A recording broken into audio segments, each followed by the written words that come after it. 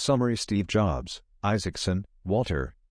Book link. Click here. Walter Isaacson's biography of Steve Jobs provides an in-depth look at the life and personality of the entrepreneur who revolutionized 6 industries: personal computers, animated movies, music, phones, tablet computing, and digital publishing.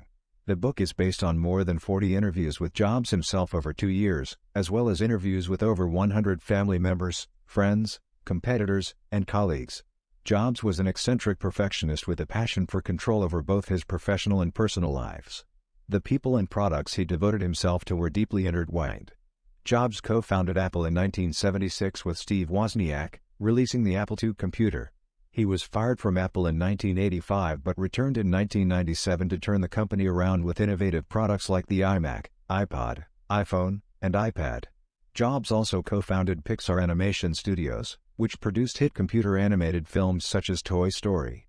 Though complex and flawed, Jobs was a visionary who connected art and technology. His pursuit of perfection and simplicity revolutionized whole industries with products and services that deeply influenced both technological capability and design. Jobs stands as the ultimate icon of innovation, imagination, and sustained ambition. Though his intensity and obsession with control led to challenging relationships, his life provides countless lessons in crafting an original vision and sticking to it against all odds. The evolution of Apple and Jobs' other ventures in many ways marked the progress of industries in the digital age. Walter Isaacson's exclusive biography offers an unvarnished look at the man who most profoundly shaped an era. Steve Jobs initially asked Walter Isaacson to write his biography in 2004, but Isaacson declined, saying it was too early. Jobs asked again in 2009 and Isaacson agreed after Jobs' wife Lauren Powell. Jobs said, "If you're ever going to do a book on Steve, you'd better do it now." Jobs gave Isaacson complete control over the book and did not ask to review it in advance. However, Jobs later seemed to regret cooperating and stopped returning Isaacson's calls for a while. Jobs then called on New Year's Eve 2009 to reflect on his life and career. Jobs said his most creative period was the last 12 years of his life at Apple, creating new products. His goal was to build a company that would outlive him, like Bill Hewlett and David Packard had done with HP. Jobs said he always wanted to stand at the intersection of the humanities and sciences, which was a theme that interested Isaacson. Jobs said he chose Isaacson to write his biography because "I think you're good at getting people to talk." Although Jobs was skittish about some people Isaacson wanted to interview, he ultimately encouraged them to speak openly and did not put any topics off limits. Isaacson conducted over 40 interviews with Jobs and over 100 interviews with his friends, family, colleagues and competitors. Jobs' wife Lauren Powell. Jobs encouraged Isaacson to be honest in portraying Jobs' faults as well as his strengths. She did not ask to review the book in advance. Isaacson notes that Jobs could sometimes distort the truth or rewrite history in his own mind. Isaacson worked to check facts and flesh out the full story from as many sources as possible. That covers the key highlights from how Walter Isaacson came to write Steve Jobs' biography and the ground rules around cooperation, control and truthfulness that Isaacson established with Jobs and his wife. Please let me know if you would like me to clarify or expand on any part of the summary. Paul Jobs and Clara Hagopian met and got married in 1946. Paul was a mechanic and Clara was the daughter of Armenian immigrants. They desired children, but Clara had trouble getting pregnant. In 1955, they adopted Steve Jobs. Steve Jobs was born to Joanne Schiable and Abdul Fattah John Dali, who were both 23 years old. John Dali was from Syria and pursuing his Ph.D. Schiable's father disapproved of John Dali, threatening to disown her if they married. Schiable traveled to San Francisco to give birth and put the baby up for adoption. She wanted adoptive parents who were college graduates, but the first couple she chose backed out. Steve Jobs was then adopted by Paul and Clara Jobs. Schiable initially refused to sign the adoption papers. She hoped to marry John Dali and get Steve back. But then her father died and she married John Dali. They later had another child, Mona. Paul Jobs was a high school dropout and mechanic. Clara was working as a bookkeeper. Despite their lack of higher education, Schiable relented and allowed them to adopt Steve, as long as they promised to fund his college education. Steve Jobs was named Stephen Paul Jobs at birth. His biological parents were Joanne Schiable and Abdul Fattah John Dali. His adoptive parents were Paul and Clara Jobs. The key events are Steve Jobs' birth and adoption, the initial refusal and then agreement by Schiable to have Steve adopted by the Jobses, Schiable's later marriage to John Dali, and some background on both the biological and adoptive parents. The summary paints a picture of how Steve Jobs ended up being adopted by the working-class Jobses despite Scable's original wish for his adoptive parents to have college degrees. Steve Jobs was adopted as a baby by Paul and Clara Jobs. His adoptive parents were very open about his adoption and told him that he was specifically chosen. This made him feel special but also abandoned. Knowing he was adopted contributed to his sense of independence and made him feel like an outsider. His friend believes it led to his desire for control and that his cruel behavior at times stemmed from feelings of abandonment. However, Jobs dismissed this and said he never felt abandoned by his adoptive parents, who he considered his real parents. Jobs grew up in 1950s California. His father, Paul Jobs, was a mechanic and taught Jobs about electronics and craftsmanship from an early age. They often went to junkyards to look for spare parts that Paul would use to build and fix up cars to resell. Paul Jobs struggled with his career as a mechanic and real estate agent, and the family went through a period of financial hardship when Steve Jobs was in elementary school. However, Jobs admired his father's integrity and resolution. Jobs grew up in a suburban tract home built by Joseph Eichler, who built inexpensive modernist homes. Jobs appreciated Eichler's vision of well-designed homes for ordinary people. This influenced his own desire to make good products for the mass market. Jobs' neighborhood was filled with engineers, including some ne'er-do-wells. Growing up there fostered his interest in playing a role in Silicon Valley's history. Steve Jobs grew up in Silicon Valley, which was dominated by tech companies like Lockheed and Westinghouse that were producing technology for the military. This environment fostered an excitement around technology and innovation. Important tech companies like Hewlett-Packard and Fairchild Semiconductor were also founded in the area. Fairchild was later abandoned by its founders, who started Intel. Intel went on to invent the microprocessor, catalyzing the growth of the chip industry in Silicon Valley. Jobs was an intelligent and willful child, and he often got bored in school. He frequently got in trouble by playing pranks on teachers and other students. His parents were loving but also willing to accommodate his needs and desires. They recognized that he was special and tried to stimulate him intellectually. Jobs had a sense from an early age that he was smarter and more clever than his parents and teachers. This contributed to his sense of detachment and independence. He resisted authority and disliked some of his early teachers. Jobs' fourth-grade teacher, Imogen Hill, eventually became a mentor and champion for him. She likely recognized his abilities and potential, even when he got into trouble, and worked to stimulate him. So in summary, Jobs grew up in an exciting environment for technology and innovation, was a precocious and willful child, resisted authority, and was fortunate to have parents and at least one teacher who recognized and cultivated his abilities. These early experiences shaped his personality and future success. Steve Jobs had a difficult experience in elementary school and was known as a loner. In fourth grade, his teacher noticed his intelligence and had him IQ tested. He scored at a high school sophomore level. His parents moved him to a better school district for sixth grade. He had a hard time at his new school and was frequently bullied. He told his parents he would quit school if he couldn't transfer again. They moved again and he attended Homestead High School. He made a few friends who were into the counterculture movement. His pranks often involved electronics and building things. He was mentored by Larry Lang, an engineer who lived down the street. Lang gave him spare parts and introduced him to Heathkits, which Jobs loved. Lang also got him into the HP Explorers Club, where he got to see the company's new computers and lasers. He was inspired by the engineers and scientists he met there. When he needed HP parts for a project, he called Bill Hewlett, HP's CEO, at home to order them. Hewlett took his call and helped him with the parts. Steve Jobs got a summer job at an electronics manufacturer called Spectra Physics after cold calling the CEO. He worked on an assembly line putting together frequency counters but ingratiated himself with the engineers. Jobs loved to work and had a newspaper route. He also worked at an electronics store called Holtec that was like a scavenger's paradise filled with electronic components.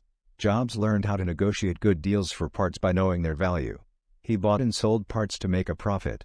With money earned from his jobs, 15-year-old Jobs bought his first car, a Nash Metropolitan. Soon after, Jobs began regularly using marijuana and occasionally taking LSD and hash. In high school, Jobs started to develop intellectually. He read works of literature and poetry. He had an excellent English teacher who inspired him. Jobs took an electronics class from teacher John McCollum. McCollum emphasized military discipline, which Jobs rebelled against.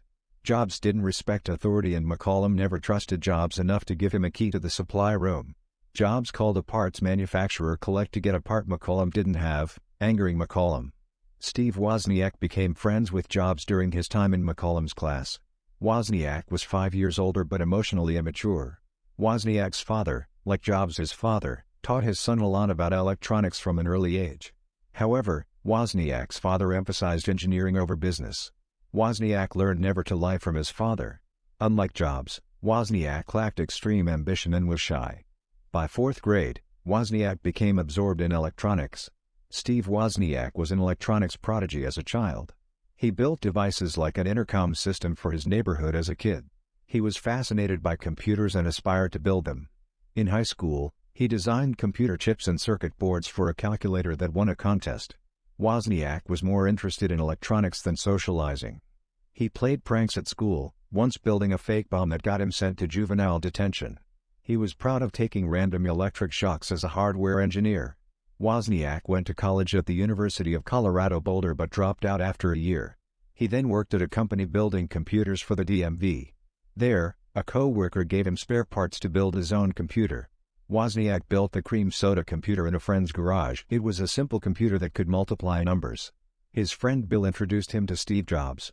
Wozniak and Jobs bonded over their love of pranks and music, especially Bob Dylan. They collected bootleg Dylan tapes and analyzed his lyrics. Wozniak, Jobs, and their friends pulled pranks at their high school, like lowering a vulgar banner at graduation and using a TV signal jammer to make people's TVs fuzzy until they touched the antenna. Overall, Wozniak and Jobs were electronics and prank-loving outsiders who bonded over those shared interests. Their partnership would eventually lead to the founding of Apple. Steve Jobs started dating Chris-Ann Brennan during his senior year in high school. Brennan was a junior at the time. Brennan described Jobs as kind of crazy, but she was attracted to that. Jobs had eccentric habits and behaved oddly at times. Jobs began experimenting with LSD around this time, and he introduced Brennan to it as well. Jobs described his first experience with LSD as feeling like the conductor of this symphony with Bach coming through the wheat. After graduating from high school in 1972, Jobs and Brennan moved into a cabin in the hills above Los Altos. Jobs' father was furious when Jobs announced this plan and forbid it. But Jobs left anyway. Brennan spent a lot of time that summer painting.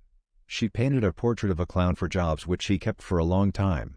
The key events are: Jobs starts dating Chris-Ann Brennan in high school. Jobs begins experimenting with LSD and introduces Brennan to it after graduation. Jobs and Brennan move into a cabin together against Jobs' father's wishes. Brennan spends the summer painting, including painting a clown portrait for Jobs. The summary touches on the key details around Jobs' relationship with Chris-Ann Brennan during this time, including experiences with LSD and defying his father to move into a cabin with Brennan.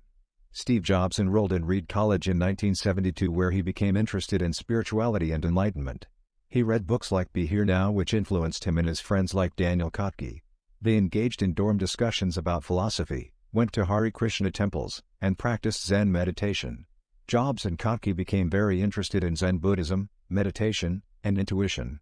However, Jobs' intensity made it hard for him to achieve inner peace. They took psychedelic drugs and engaged in eccentric activities like playing a German board game called Kriegspiel.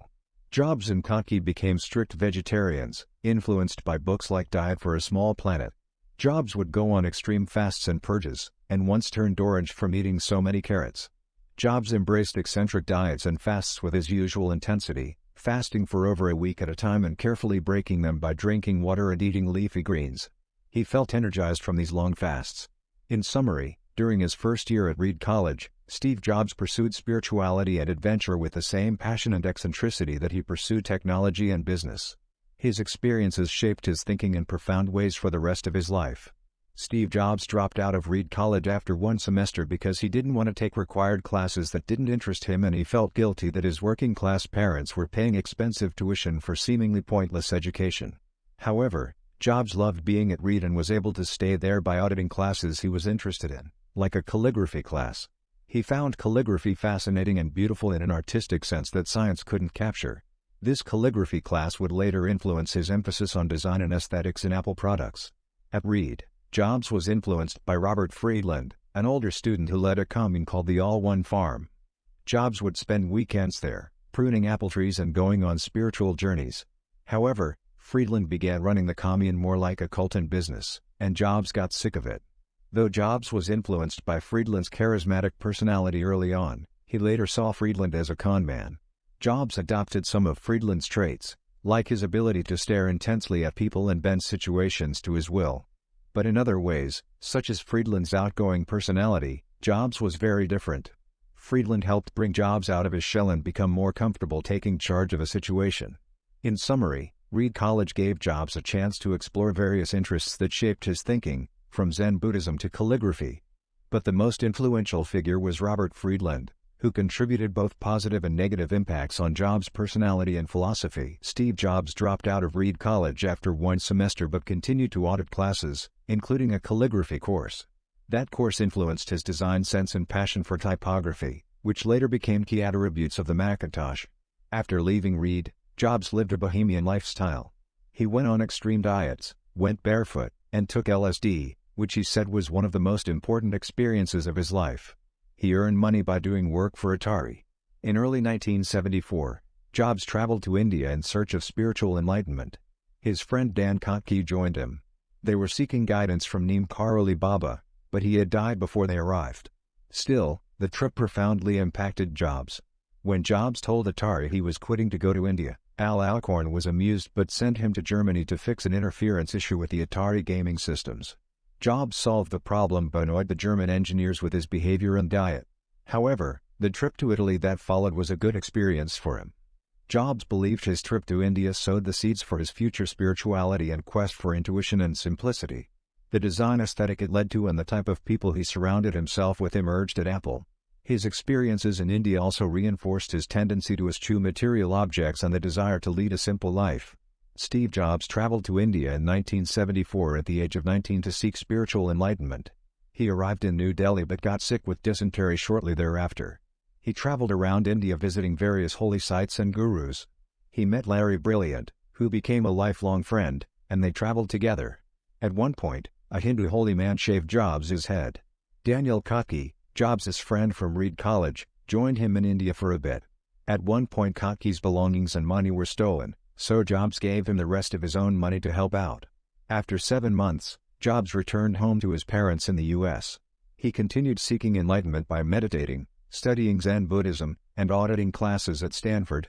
Jobs was profoundly influenced by what he learned in India about intuition, spirituality, and simplicity. He said it made a big impact on my work. Once back in California, Jobs became a devoted follower of Kobun Shino Otogawa, a Zen Buddhist master who taught in Los Altos. Jobs would meditate with him regularly and they went on retreats together. Kobun later married Jobs and his wife. Jobs also underwent primal scream therapy, a New Age therapy technique based on resuffering past pains. Jobs went to the Organ Feeling Center for 12 weeks of the therapy. He found it helped him gain insight into himself. In summary, Jobs' trip to India and his subsequent spiritual explorations throughout the 1970s shaped his values and way of thinking for the rest of his life. Steve Jobs was struggling emotionally with being put up for adoption as a baby and not knowing his biological parents. He went through primal scream therapy, a process developed by Arthur Janov to address repressed pain. Although the therapy did not prove hugely insightful for Jobs, it gave him more confidence and reduced his feelings of inadequacy. Jobs believed he could impart confidence to others and push them to achieve in ways they did not think possible. He demonstrated this with his ex-girlfriend Elizabeth Holmes, convincing her to drive partway to an apple farm even though she did not know how to drive stick shift. His charisma and persuasiveness, which would become known as his reality distortion field, allowed him to convince others that the impossible was possible. Jobs returned to Atari in 1975 and partnered with Steve Wozniak to design a single-player version of the game Pong. Though the task seemed impossible, Jobs assured Wozniak he could do it. Wozniak stayed up 4 nights in a row and designed the game using only 45 chips. Jobs implemented Wozniak's design. Allegedly, Jobs received a bonus for keeping the chip count under 50 but only paid Wozniak half the base fee and did not share the bonus. Wozniak believes that Jobs needed the money but did not tell him the truth. The incident highlighted the difference in their personalities, with Wozniak caring deeply about ethics and Jobs being more manipulative. The experience at Atari shaped Jobs' approach to business and design. He appreciated Atari's simple, easy-to-use games. Atari co-founder Nolan Bushnell became a mentor figure who taught Jobs to act confidently and control so that others would believe it. There was a hacker subculture in Silicon Valley that included engineers, hobbyists, and counterculture members. Groups studied LSD and included people like Doug Engelbart and Ken Kesey. The hippie and anti-war movements were prevalent. Various spiritual and Enlightenment movements were in the area. Steve Jobs embodied the fusion of counterculture and technology. He was interested in electronics and spirituality. Culturally, the area produced influential music like Grateful Dead and Jefferson Airplane. Initially, the technologists and hippies did not get along well. Many in the counterculture were suspicious of computers. But by the early 1970s, computing became a symbol of individual freedom. People saw the potential in computers for liberation and expression. Stewart Brand and the Whole Earth catalog helped foster connections between the counterculture and hackers. The catalog focused on tools for individual empowerment and education. Brand saw Jobs as embodying the fusion of the catalog's ideals. The People's Computer Company and Homebrew Computer Club brought together counterculture and tech members. The club started after the Altair computer kit was featured in Popular Mechanics. Steve Wozniak and Steve Jobs attended a meeting and Wozniak was inspired to create the Apple I. Wozniak wanted to create an affordable computer with a keyboard, screen, and built-in CPU. He used inexpensive microprocessors and designed the Apple I in 1975. He showed it to Jobs, who was impressed with the achievement. In summary, Silicon Valley had a unique convergence of counterculture and tech sensibilities in the 1970s. Stewart Brand and places like the Homebrew Computer Club fostered connections that inspired innovations like the Apple I. Although the groups started apart, by the mid-70s computing became a liberating tool for many in the counterculture. This fusion of values lives on in Silicon Valley's culture today. Steve Jobs and Steve Wozniak founded Apple Incorporated in 1976 to sell printed circuit boards for Wozniak's computer that he built. Wozniak was an electronics engineer who built a computer as a hobby. He would show it off to people at the Homebrew Computer Club. Jobs was a friend who helped Wozniak get free components for the computer. Jobs came up with the idea to sell printed circuit boards to others who wanted to build the computer. Even though Wozniak didn't think they would make money, Jobs convinced him it would be an adventure if they started their own company. To raise money, Wozniak sold his calculator and Jobs sold his van. With some of their own savings, they gathered about $1,300 to start the company. They needed a name and decided on Apple Computer because Jobs had just come back from working at an apple farm. They thought it sounded fun and approachable. At first, Wozniak still worked at HP while helping Apple in his spare time. Jobs and Ron Wayne, an Atari engineer, convinced Wozniak to commit his computer designs to Apple. In exchange, Wayne got a 10% share of the partnership. Wayne wrote a formal partnership agreement that gave 45% shares each to Jobs and Wozniak and 10% to himself. But Wayne soon got nervous and ended up relinquishing his share. So Jobs and Wozniak became equal partners in Apple Computer. Wozniak handled the technical aspects while Jobs focused on marketing. Though different in personality, they made an effective team. Steve Jobs and Steve Wozniak founded Apple Computer in 1976. Their friend Ron Wayne initially joined them as a partner but withdrew after only 11 days because he was worried about potential financial liability if the company struggled. In exchange for giving up his 10% stake in Apple, he received $2,300. If he had kept his stake, it would have been worth over $2 billion by 2010. Jobs and Wozniak demonstrated an early Apple computer circuit board at the Homebrew Computer Club. Most were unimpressed, but Paul Terrell, owner of the Byte Shop, ordered 50 fully assembled computers for $500 each. To fulfill the order, Jobs and Wozniak assembled the computers in Jobs' family garage with help from friends and family. They bought parts on credit and sold the extra computers to friends and retail stores. Elizabeth Holmes was hired as a part-time bookkeeper, paid $4/hour. An answering service relayed messages to Jobs' mother. Ron Wayne drew Apple's first logo. Wozniak wanted to sell the computers for slightly above cost, but Jobs insisted on a 33% profit margin. They priced the computers at $666.66. An article in Interface magazine reported on the new company and quoted Jobs discussing understanding customers to give them what they want. This made Apple sound like a real company. In summary, Jobs and Wozniak founded Apple in 1976 and built their first computers in a garage to sell to local stores and enthusiasts. Through a combination of vision, ambition, and boundless enthusiasm, they transformed their hobby into a budding business. By 1976, the Apple I had competitors like the Altair, IMSI 8080, and Sol 20. Jobs and Wozniak attended a computer festival where they saw these competitors' products. Jobs realized that for mainstream success, they needed a fully integrated product with a good case, keyboard, and power supply. Wozniak built a prototype of the Apple II to create color graphics. They tried unsuccessfully to sell it to Atari and Commodore. To build the Apple II, they needed capital. Wozniak's father felt that Wozniak deserved more of the credit and money, but Wozniak recognized that Jobs' contributions were crucial to Apple's success. Jobs asked their partner Ron Wayne to design a case, but Jobs didn't like his design. Jobs hired consultant Jerry Manock to design a plastic case. Jobs also wanted an unusual power supply that didn't require a fan. He found power supply expert Rod Holt to design it.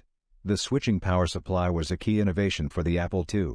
Jobs insisted on a closed, tightly controlled system with only 2 slots, over Wozniak's objections. Wozniak recognized that he was losing some control over the company's direction to Jobs. They needed an investor to fund the development and manufacturing of the Apple II. Steve Jobs wanted to productionize and market the Apple II computer, but it was going to cost $100,000 to tool the plastic case and $200,000 total to get into production. Jobs asked his former boss Nolan Bushnell to invest $50,000 for a third of the equity, but Bushnell declined. Bushnell suggested Jobs talk to Don Valentine, a VC who founded Sequoia Capital. Valentine was put off by Jobs' appearance and lack of marketing knowledge but said he'd fund him if Jobs found a marketing/distribution partner. Jobs connected with Mike Markkula, a 33-year-old retired Intel executive. Markkula was impressed with the Apple II and wrote a business plan with Jobs detailing how to market it to average consumers. Markkula invested $250,000 for a third of the equity and guaranteed a $250,000 line of credit. Jobs convinced Wozniak to leave HP to work at Apple full-time. On January 3, 1977, the new company Apple Computer Company was formed. Markkula became a father figure to Jobs and taught him about marketing and sales. Markkula wrote a marketing philosophy for Apple focused on 3 points: empathy with the customer, focus on key products, and the perception and signals impute a company conveys. Jobs would carry these lessons through his career. The first step was hiring the Valley's top PR person, Regis McKenna, to represent Apple. Jobs doggedly pursued McKenna's team until they agreed to visit. They were impressed by the Apple II. Steve Jobs and Steve Wozniak were young, unpolished entrepreneurs when they met Regis McKenna, a public relations expert. Wozniak was prickly and defensive, but Jobs and McKenna hit it off. McKenna's team helped redesign Apple's marketing materials and created a new logo. Jobs insisted on perfection and lavished care on the launch of the Apple II computer at the West Coast Computer Fair. He paid in advance for prime booth space and required his small team to wear suits. The launch was a success, leading to 300 orders. But Wozniak also played some practical jokes, like creating a fake ad for a non-existent computer called the Zaltair. As Apple grew quickly, Jobs struggled with the responsibilities of running a real company. He was temperamental and critical, and he lacked hygiene. Mike Scott was brought in as president to provide management experience. Scott and Jobs clashed frequently. Scott insisted that Jobs bathe more, and he wouldn't give Jobs the employee badge number he wanted. They disagreed on many issues, like the design of the Apple II case and standard benches. Scott was more pragmatic, but Jobs obsessed over perfection. Their disputes highlighted the differences in their personalities and priorities. Scott focused on practical management issues, while Jobs cared passionately about product excellence and user experience. Steve Jobs and Chris-Ann Brennan were in an on-again, off-again relationship for 5 years before Brennan became pregnant in 1977. Jobs was disconnected from the situation and denied paternity, even though he was the only man Brennan had been with. He suggested she have an abortion or give the baby up for adoption but discouraged the latter. Jobs and Brennan were both 23 at the time, the same age as Jobs' biological parents when he was born. Jobs only later realized this coincidence. The relationship between Jobs and Brennan deteriorated. Brennan became emotionally unstable, breaking things, trashing the house, and writing obscenities on the walls. She felt Jobs and their mutual friend Daniel Kotke were ganging up on her. Kotke was caught in the middle of their arguments. He said Jobs could be callous and ruthless, in contrast with Kotke's own more gentle nature. Brennan decided to have the baby, Lisa, even though Jobs did not want to commit to marriage or parenthood. That covers the key highlights from this part of the passage on Chris-Ann Brennan's pregnancy and the difficult relationship issues surrounding it. Please let me know if you would like me to clarify or expand on any part of the summary. Steve Jobs wanted to create a new product to make a dent in the universe and move beyond the Apple II. The Apple III flopped because it was poorly engineered and Jobs had distanced himself from it. Jobs then conceived of a completely new computer called the Lisa, named after his daughter he had abandoned. The Lisa was meant to be a $2,000 computer, but the engineers had trouble making it exciting. Bill Atkinson, an Apple programmer, was able to infuse life into the project. He was passionate and Jobs gave him a chance to prove the usefulness of the Lisa. By fall 1979, the Lisa project was pursuing new technological directions under Atkinson's guidance. Apple had 3 projects to potentially replace the Apple II, the Apple III, the Lisa, and Jeff Raskin's low-cost computer concept. Raskin visited Xerox's Palo Alto Research Center, PARC, and saw they were developing new concepts like a graphical user interface, bit mapping, and object-oriented programming. He wanted Apple to see it. Steve Jobs didn't like Raskin but agreed to visit Xerox PARC in exchange for allowing Xerox to buy Apple stock. Xerox showed off their GUI and Smalltalk programming language. Jobs and his team were amazed at the GUI and immediately wanted to implement it. They estimated it would take 6 months, though it ended up being very optimistic. There are differing views on Apple's use of Xerox's concepts. Some saw it as Apple stealing great ideas. Others saw it as Xerox fumbling a great opportunity. The truth is complex. Apple significantly improved on Xerox's concepts and implemented them in a way Xerox could not. The improvements included making a cheaper, better mouse, allowing dragged windows and files to be dropped in folders, and transforming the desktop metaphor into something more intuitive and interactive. Apple's designers and engineers worked closely on these improvements, spurred on by Jobs. In summary, Apple took inspiration from Xerox PARC but then made that inspiration into their own, ultimately far more successful innovations. Execution and implementation were just as important as the original good ideas. In 1981, Apple Incorporated went public in an initial public offering, IPO, that made over 300 employees into millionaires. The valuation of the company after its IPO was $1.79 billion. Steve Jobs' friend Daniel Kotke was an early Apple employee who helped Jobs in college and worked for Apple since it started in Jobs' garage. However, Kotke was not given stock options because he was an hourly technician, though Jobs could have given him founder's stock. Jobs' refusal to do so led to a rift in their friendship. Steve Wozniak, on the other hand, gave stock options to many mid-level Apple employees before the IPO so they could buy homes. In total, Wozniak's stock options made 40 employees into millionaires. However, Wozniak's then-wife later divorced him and kept their home. Steve Jobs made sure his deal with Chrisanne Brennan, the mother of his daughter Lisa, was signed before the IPO. Jobs helped choose the investment banks to handle Apple's IPO, the traditional Wall Street firm Morgan Stanley and the smaller San Francisco firm Humbrecht & Amp, Quist. Jobs criticized Morgan Stanley for initially pricing Apple's stock too low at $18 per share. In summary, Apple's IPO created immense wealth for Jobs, Wozniak, and many early Apple employees. However, Jobs' unwillingness to share this wealth with his friend Daniel Kotke led to the breakup of their friendship. Wozniak, on the other hand, generously shared his newfound wealth with many Apple colleagues. Jeff Raskin, an eccentric and philosophical computer scientist, convinced Mike Markkula to fund a small team within Apple to develop an inexpensive computer for the masses. Raskin named the project Macintosh after his favorite Apple and envisioned a $1,000 computer that was an all-in-one screen, keyboard and computer. To keep costs down, Raskin proposed using a small, low-powered processor and a tiny 5-inch screen. He wrote his thoughts in a notebook called The Book of Macintosh. The Macintosh project struggled for years to gain approval and resources within Apple. It was almost killed off several times, but Raskin kept persuading Markkula to fund it. The small Macintosh team worked in cramped quarters, filled with toys and gadgets, and were occasionally distracted by Nerf ball fights. The star engineer was Burrell Smith, a talented self-taught engineer. Steve Jobs and Jeff Raskin clashed over the development of the Macintosh computer. Raskin favored building an inexpensive computer for the masses while Jobs wanted to build an insanely great machine. They disagreed on many technical specifications for the computer like the microprocessor power and the use of graphics like icons and a mouse. Raskin favored keyboard-based interaction while Jobs wanted a graphical user interface. Raskin's former student Bill Atkinson sided with Jobs, as did other engineers like Burrell Smith and Andy Hertzfeld. Jobs took over control of the Macintosh project from Raskin. Raskin complained about Jobs' management style and temperament.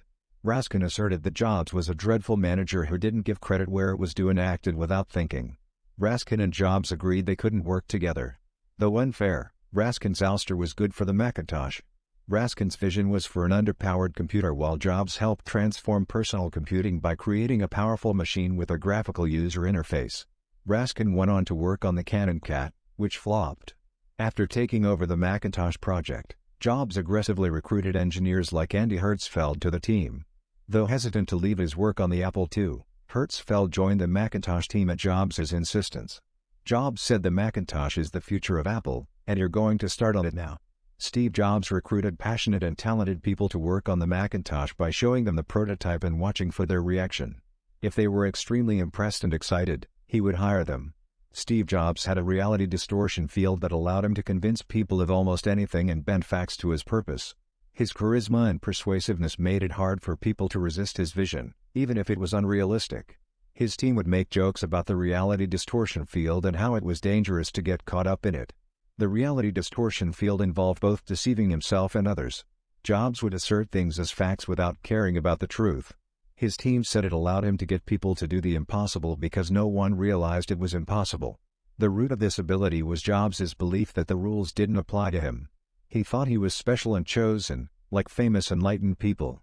He was rebellious and willful, ignoring reality if it didn't match his desires. His view of the world was very binary. Things and people were either the best or the worst. Working under Jobs was difficult because he put certain talented people on a pedestal as gods who could do no wrong, but then would knock them down if they failed to meet expectations. The people who were seen as gods lived in fear of losing that status and being seen as worthless. Jobs' binary way of viewing the world meant people were either gods or shitheads. In summary, Steve Jobs was able to accomplish amazing things through his persuasiveness, vision, and willingness to bend the facts. But his reality distortion field and harsh judgment of others also made him a challenging person to work for. His belief that the normal rules didn't apply to him fueled both these qualities. Steve Jobs had a tendency to frequently and abruptly change his opinions. His views were intense but ephemeral. His team at Apple learned to not overreact to his pronouncements and temperamental shifts. Jobs was perceptive about people and their motivations. He was adept at manipulating people by knowing their vulnerabilities and insecurities. His behavior often left people feeling weakened and eager for his approval. Jobs' demanding and hurtful behavior took an emotional toll, but it also motivated his team to do their best work. Those who were not crushed by Jobs emerged stronger. If you stood up to Jobs and earned his respect, he would promote you. His team gave out annual awards for those who best stood up to him. Jobs was a perfectionist and had little patience for those who compromised to meet schedules or budgets. He pushed his team to make a great product, not just a profitable one. His passion for excellence inspired his team.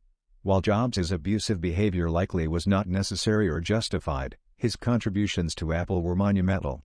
His style was imperfect but integral to his achievements. A mix of his style and a more patient, less conflictual style may have produced an even better result. In summary, Jobs had a dynamic and often difficult personality that profoundly shaped his team for better and for worse. His intensity, passion for perfection, and ability to motivate were balanced by his volatility, harshness, and desire to manipulate. Working with him was deeply inspiring and draining. His leadership style produced remarkable results but at a human cost. A more modulated style may have achieved an even greater impact. Overall, Jobs had an indelible influence, not all of which was positive, on those around him. Steve Jobs was influenced by the spare, functional design philosophy of the German Bauhaus movement. He admired the Bauhaus emphasis on simplicity, rationality, and functionality. He wanted Apple's products to have a simple, clean design like bronze consumer electronic products. Jobs believed that design simplicity should be matched by ease of use. He wanted Apple's products to be intuitive and easy to navigate. As an example, he cited the desktop metaphor of the Macintosh, with its familiar desktop and document icons. When Jobs took over the Macintosh project, he insisted that the computer should have a distinctive, sleek design that took up little space. He wanted it to have classic lines, like a Porsche or Mercedes, that would not go out of style. After rejecting several prototypes as too boxy or not curvaceous enough, the design team developed a model that Jobs considered a start. They went through many iterations to refine and improve the design to Jobs' satisfaction. Jobs admired the spare, minimalist aesthetics of Japanese Zen Buddhism. He was deeply moved by the Zen gardens and art of Kyoto. His Zen-influenced sensibility led him to embrace minimalism in design but in a way that remained fun and playful rather than cold. His Buddhist training was a big influence on his design aesthetic. The overall impression is that Steve Jobs was a perfectionist with a strong vision for elegant, minimalist, and seamless product design. He was deeply involved in the minute details of the design, pursuing a sublime simplicity that would make an emotional connection with users. His design philosophy and aesthetic sensibilities shaped Apple's products and brand in a profound way.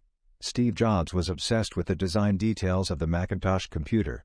He spent a lot of time examining and critiquing the smallest details that most people wouldn't even notice. He wanted the computer to look friendly, so the design team made it look like a human face with a recessed chin. Jobs insisted that the graphics should be able to draw ovals, circles and rounded rectangles. The design team had to figure out a way to accomplish this. Jobs was also passionately interested in typography and fonts.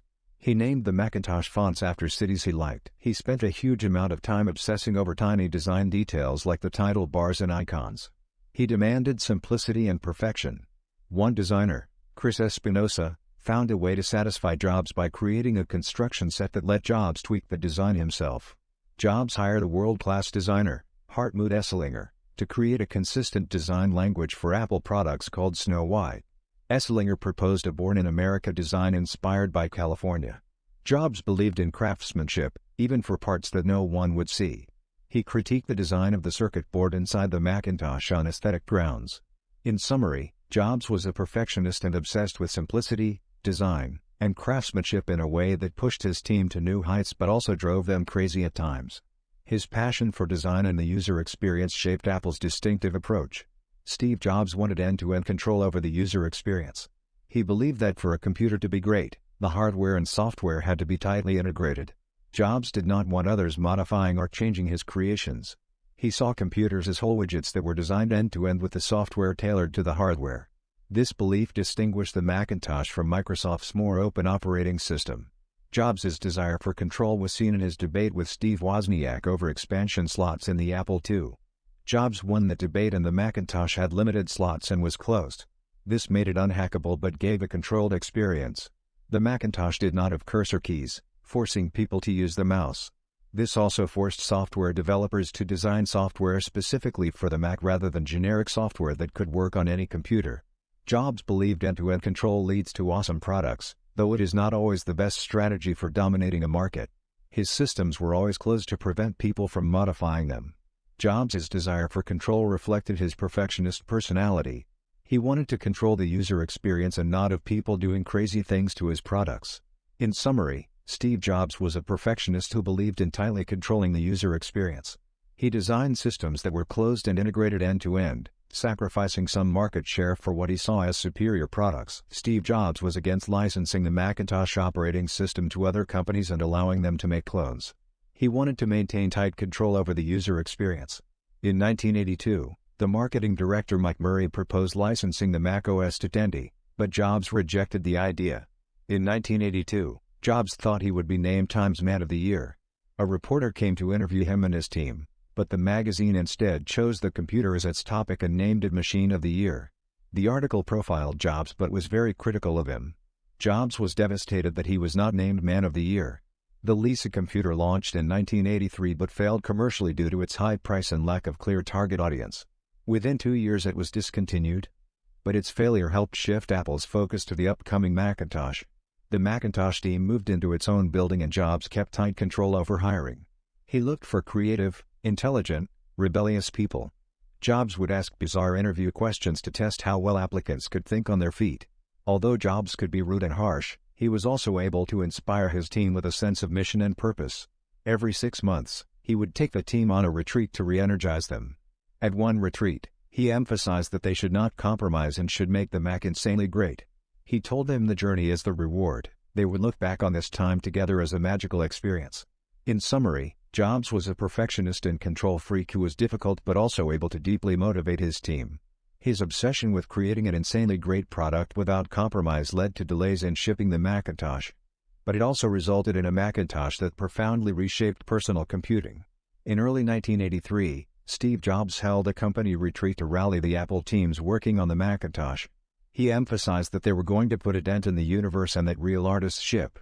However, tensions were high as the launch of the Lisa had been disappointing. The Mac team wanted to use a new 3.5-inch disk drive that Sony had developed, but the corporate division at Apple wanted them to use a problematic drive called Twiggy. When Jobs saw the high failure rate of Twiggy, he wanted to fire the whole team. Jobs, Belleville, and Rod Holt went to Japan to look at alternatives. Jobs was rude to their hosts and hated most of the options. He decided to have Alps, a smaller company, build a clone of the Sony drive. However, Belleville secretly had Sony work on their drive anyway as a backup. They sent Hideyoshi Komodo, the lead engineer, to work clandestinely with the Mac team. They had to frequently hide Komodo from Jobs when he would visit. It turned out Belleville's plan was necessary. Alch said it would take 18 months to produce their drive. When Jobs found out Belleville had been working with Sony, he was furious but then started grinning, appreciating Belleville's renegade solution. The Sony drive was used in the first Macs. The story shows that while Jobs pushed for innovation and doing things differently, key team members had learned they sometimes needed to ignore his directives and do what they thought was right. If they were proved correct, Jobs would come to appreciate their willful behavior. Mike Markkula wanted to step down as Apple's president in 1982 and asked Steve Jobs to find a replacement.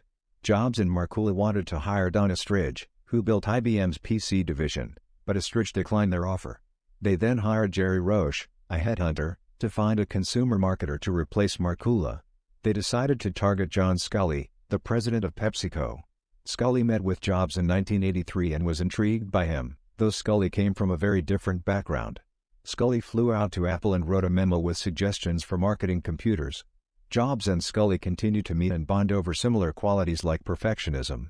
Though Sculley enjoyed the lavish perks of working for PepsiCo, he found his conversations with Jobs stimulating. Sculley visited Apple in Cupertino, where Jobs showed him the Macintosh prototype. Jobs wanted Sculley's input and for Sculley to share his excitement over the Macintosh. Sculley, however, seemed underwhelmed by the initial demo. Steve Hertzfeld, who helped with the demo, found Sculley to be incredibly phony. Hertzfeld believed Sculley was more interested in marketing and image than technology and substance. In summary, as Markkula wanted to step down, Jobs targeted John Sculley, the president of PepsiCo, as Apple's potential next CEO. Though Sculley was intrigued by Jobs' passion, others like Hertzfeld felt Sculley was more focused on superficial marketing than real technology. Steve Jobs recruits John Sculley, then the CEO of Pepsi, to become the CEO of Apple in 1983. Jobs is very persuasive and sells Sculley on the idea that they are alike and will work well together. At first, Sculley and Jobs seem to have a great partnership. They frequently talk and see themselves as soulmates with a lot in common. But soon, their differences and contrasting leadership styles start causing problems. Jobs realizes early on that Sculley is not as visionary or adept as Jobs had hoped. Sculley is more interested in pleasing people and struggles to manage Apple's dysfunctional culture. Jobs grows increasingly contemptuous of Sculley as a result. The partnership unravels as it becomes clear that Sculley does not match Jobs' projections of him. Sculley is put off by Jobs' rudeness and harsh treatment of workers. The two have different values and ways of looking at the world. In summary, Jobs and Sculley's partnership starts off promising but quickly falls apart due to their glaring differences in leadership, values, and vision. Jobs' manipulation and distortion of Sculley also contributes to the fracturing of their relationship. Jobs and Sculley often clash due to their different personalities and management styles. Sculley thought Jobs was difficult to work with because of his erratic mood swings and harsh criticism of others. They disagreed over the pricing of the Macintosh. Jobs wanted to price it at $1,995 but Sculley insisted on $2,495 to account for marketing costs. Jobs was furious but Sculley prevailed. Jobs felt he was losing control of his company. At an Apple sales conference in 1983, Jobs tried to rally the team by portraying the competition with IBM as a dramatic showdown between good and evil. He previewed the famous 1984 AD to motivate the sales team. The Macintosh software team needed 2 more weeks to finish the code but Jobs insisted they ship it on schedule. He pushed them to meet the deadline, which they did by working 3 all-nighters in a row. Jobs asked an ad agency to create a revolutionary ad for the Macintosh launch. They came up with the 1984 AD, portraying Apple as the rebel underdog fighting against Orwellian establishment. The ad captured the zeitgeist of personal empowerment that computers represented. Although Jobs saw himself as a rebel, he had become more corporate. He insisted on selling Apple iBoards instead of sharing the design for free, as Wozniak wanted. But the 1984 AD helped Jobs regain his countercultural reputation. The summary touches on the key events, interactions, and decisions around the launch of the Macintosh, especially the disagreements, challenges, and marketing strategies involved. The assistant identifies the themes of clashes in management styles, fights for control, motivation of the teams, and Jobs' pursuit of his rebel reputation. Steve Jobs wanted to take Apple public but not give stock options to early employees. The Macintosh went against the values of hacker culture. It was expensive, closed, and controlled. The 1984 AD reaffirmed Steve Jobs' self-image as a rebel. It let Apple link itself to rebellious hackers. Initially, Apple's board and CEO John Sculley disliked the 1984 AD. But others, like Steve Wozniak, liked it. Apple ended up airing it during the Super Bowl, where it was a huge success. Steve Jobs was great at generating publicity for new products.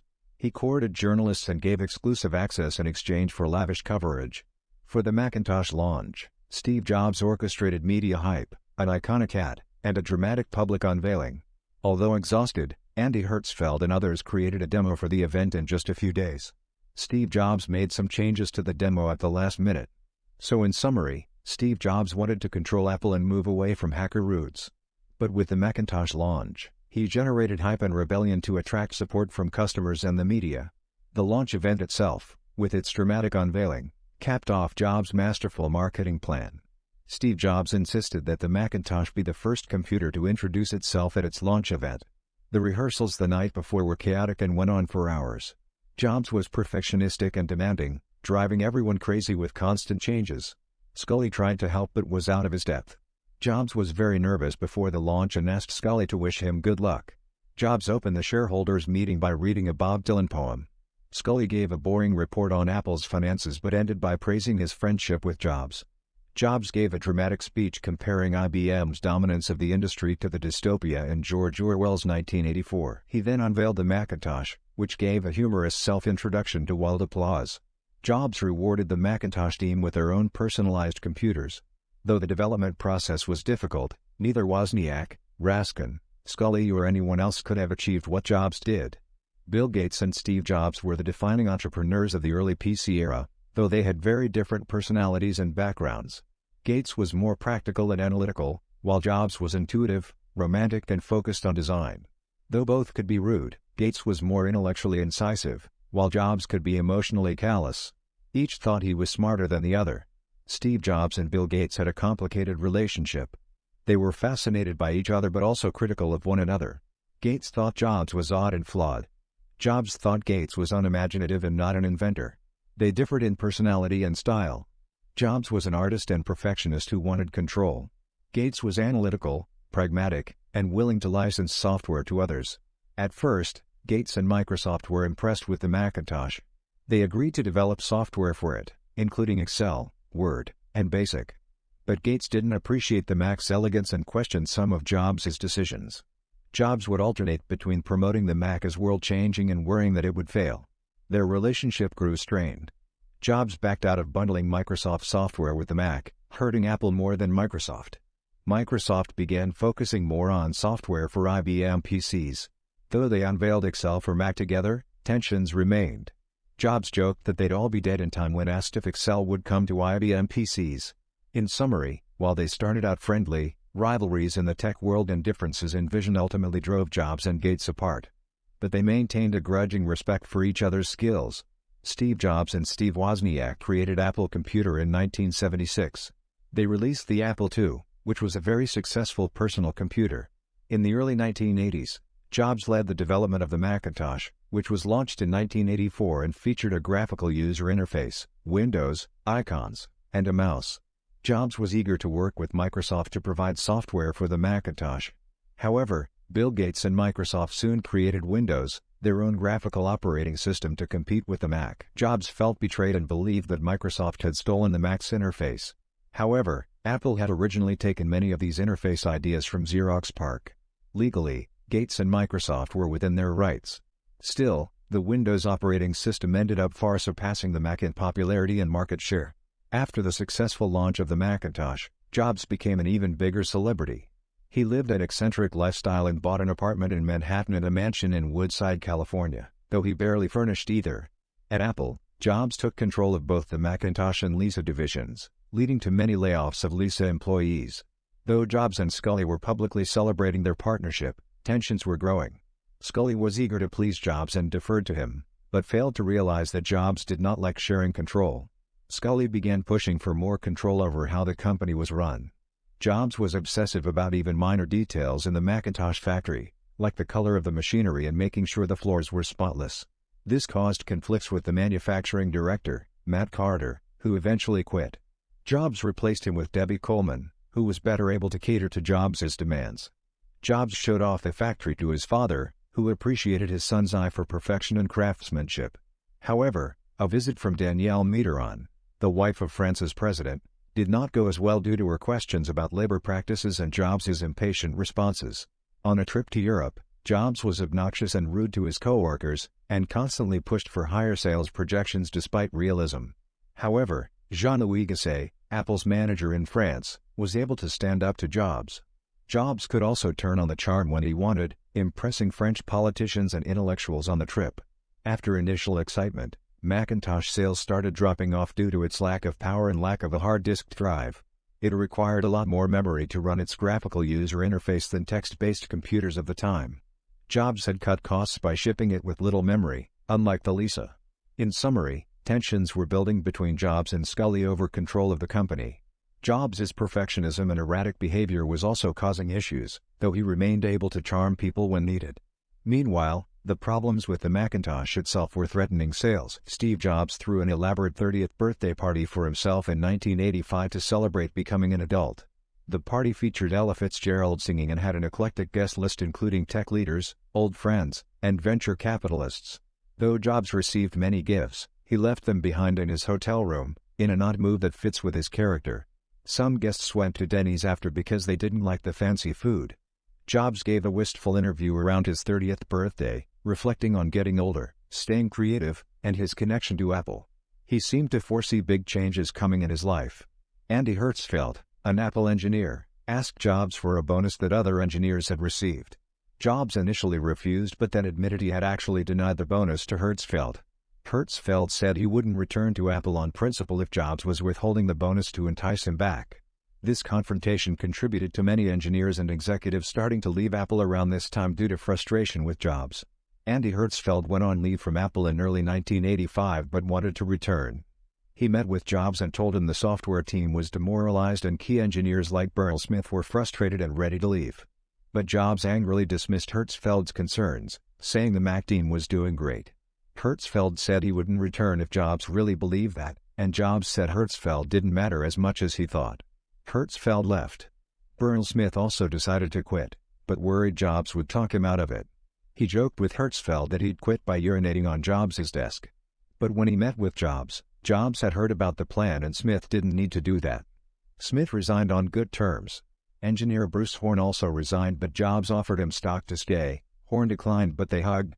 Steve Wozniak felt the Apple II group was being ignored so he decided to quietly leave to start a universal remote control company. He gave an interview confirming his frustrations with Apple's direction. Jobs was angry but he and Wozniak put that aside to receive an award at the White House together. However, when Jobs saw sketches for Wozniak's remote at a design firm, he invoked a clause to prevent the firm from working with Wozniak. Wozniak said Jobs had a hate for him. Jobs claimed it was just business but others said it was personal. Jobs offered to pay for work already done but demanded the sketches be sent to him or destroyed. The design firm refused. Hertzfeld was furious at Jobs for this and wouldn't let him in the house when he came over. Wozniak took the high road but the rift highlighted the growing divide between Jobs and Scully. They disagreed over pricing and marketing, and resented each other personally. Scully saw Jobs as rude and selfish. Jobs saw Scully as clueless about products. Scully craved Jobs' affection but Jobs became contemptuous of him. The rift was a showdown that had been building. Steve Jobs and John Scully's relationship deteriorated as the Macintosh's sales slowed and losses mounted. The Apple board told Scully to start acting like a CEO and manage Jobs. They told Jobs to focus on fixing the Macintosh division rather than criticizing other parts of the company. Jobs' behavior became erratic. He would criticize Scully and threaten to get him fired, then would become friendly towards him. Scully finally worked up the courage to tell Jobs he was removing him from managing the Macintosh division. The board backed Scully. They berated Jobs for his poor management and behavior over the past year. Scully gave the board an ultimatum that they had to choose either him or Jobs as CEO, and they chose Scully. Scully agreed to transition Jobs out of the Macintosh role over the next few months. Jobs refused to take no for an answer. He asked Scully to resign, then asked for more time to prove himself. When Scully refused, they got into a shouting match over who was the worst manager. Scully ended up breaking down in tears. The turmoil and power struggle between Jobs and Scully was coming to a head. Jobs was plotting to get Scully fired in a coup. But Scully found out and confronted the board. They again backed Scully, leaving Jobs without much power or influence at the company he co-founded.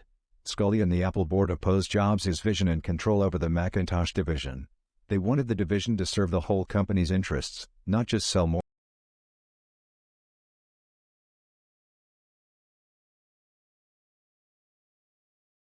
Macs. Scully learned that the new Mac and file server projects were behind schedule. He criticized the management and marketing of the division. But Jobs pleaded for one more chance to prove himself. Scully went to China for a business trip. In his absence, Jobs plotted to oust Scully with the help of his allies, but Scully found out about the coup before leaving and confronted Jobs. At an executive meeting, Scully accused Jobs of trying to throw him out. Jobs bluntly said Scully was bad for Apple and should leave. Scully called for a vote of confidence, and the staff sided with Scully.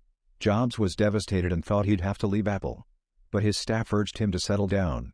Scully also regretted the victory and briefly considered resigning.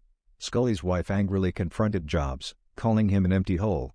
Jobs' friend suggested he become a product visionary for a new Apple Labs division. Jobs agreed to meet Scully to make peace. They went for a walk on the Stanford campus. Jobs apologized, and Scully accepted. They agreed Jobs would run Apple Labs to build new product prototypes, while reporting to Scully. The truce was uneasy but held for a few more months. That covers the key events around Jobs' attempted coup against Scully and their eventual compromise that allowed Jobs to stay at Apple for a little longer. Let me know if you would like me to clarify or expand on any part of the summary. Jobs spent hours pleading with Scully to give him an operational role at Apple, but Scully refused. Scully was willing to let Jobs be a product visionary with his own lab, but Jobs wanted more control and power. Jobs proposed that Scully become chairman while Jobs would become CEO. Scully refused, saying only one person can run the company, and the board supported him, not Jobs. Jobs tried to get Markula's support to overthrow Scully, but Markula declined after discussing with the Macintosh team. Markula said Scully was in charge and revolt was not the way to go. Scully told Jobs the board approved his reorganization plan and Jobs would have no operational role. Jobs could remain as chairman but without any real power. Jobs was devastated and despondent. He cried and made phone calls to friends.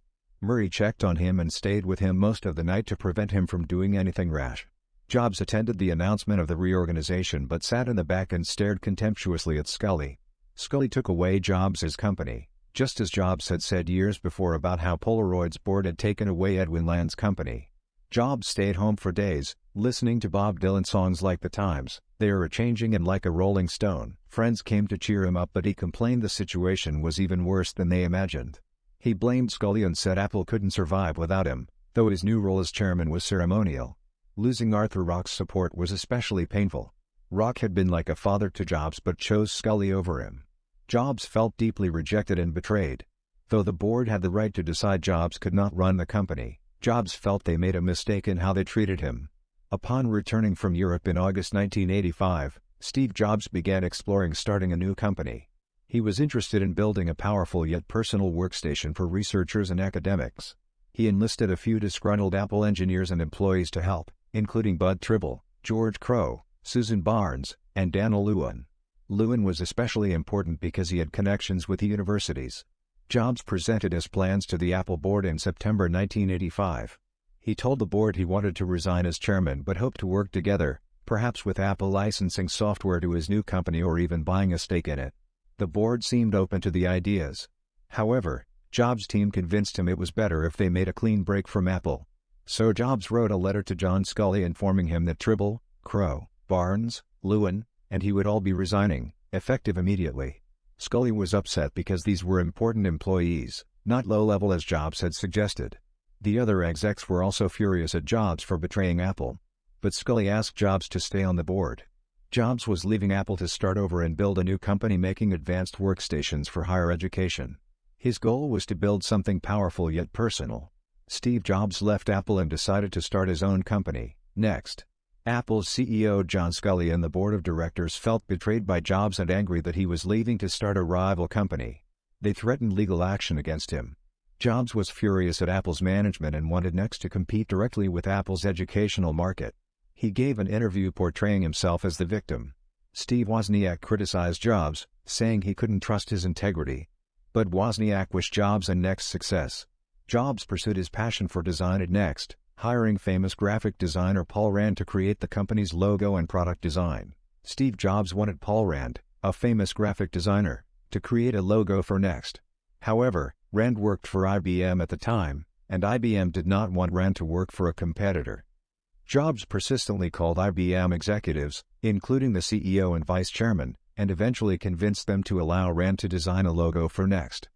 Rand refused to provide multiple options, instead telling Jobs, "I will solve your problem, and you will pay me." Jobs admired this attitude and paid Rand $100,000 to design a single logo.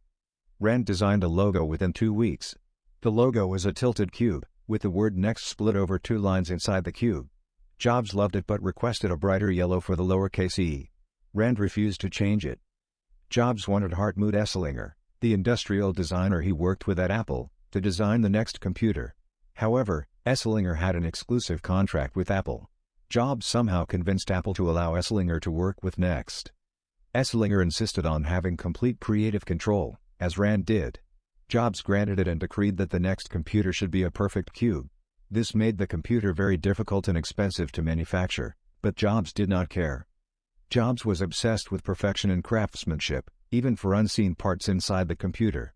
He flew to Chicago to force a die-caster to redo a part with a tiny imperfection and bought an expensive sanding machine.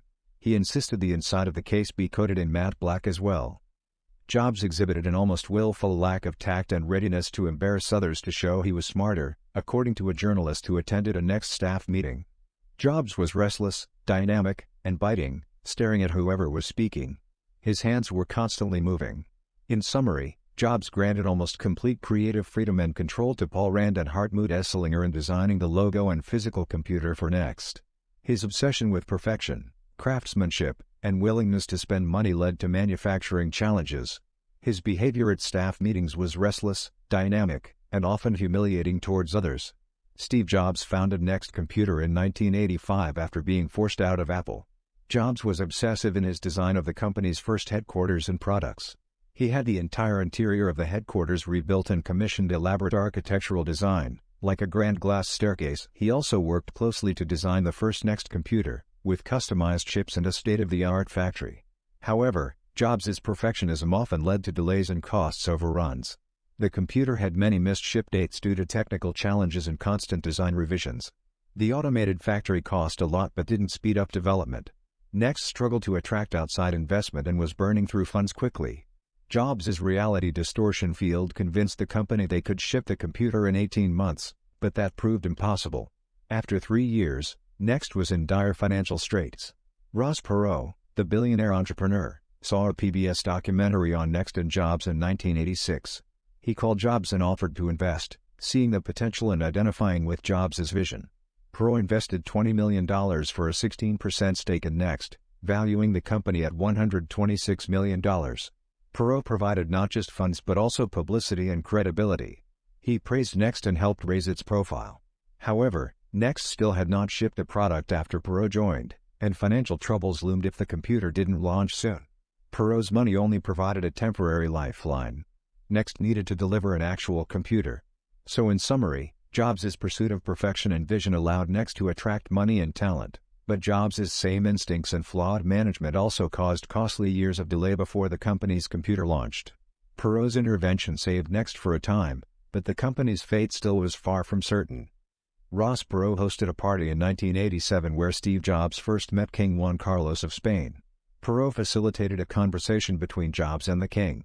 Jobs ended up selling the king a Next computer during their conversation. Perot was a huge proponent of Jobs and helped spread mythical stories about Jobs' life and career. Bill Gates was resistant to Jobs' charisma and persuasiveness. He refused to develop Microsoft software for the Next platform, believing it offered nothing unique. During meetings, Gates would outright insult the Next machine, angering Jobs. They had a major philosophical difference. Gates believed in compatibility between software and hardware from different companies, while Jobs wanted end-to-end integration of software and hardware. Jobs devised a plan to work with IBM and license them the Next Step operating system in the hopes of countering Microsoft. The deal was struck in 1988 but fell apart shortly after when the main IBM liaison left the company. Next did get a small licensing fee out of the deal, but it never amounted to much.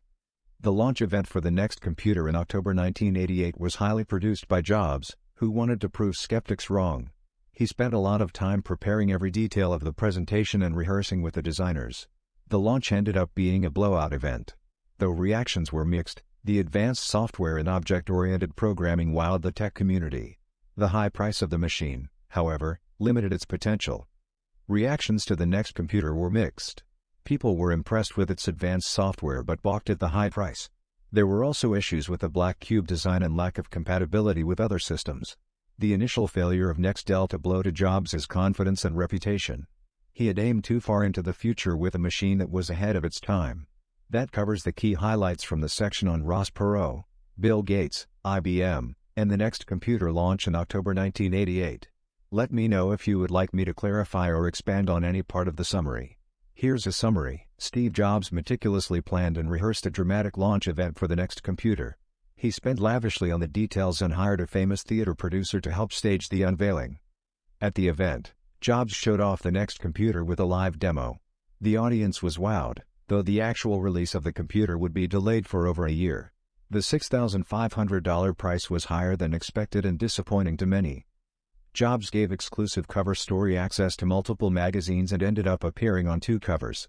Some of the coverage called out Jobs' need to control events.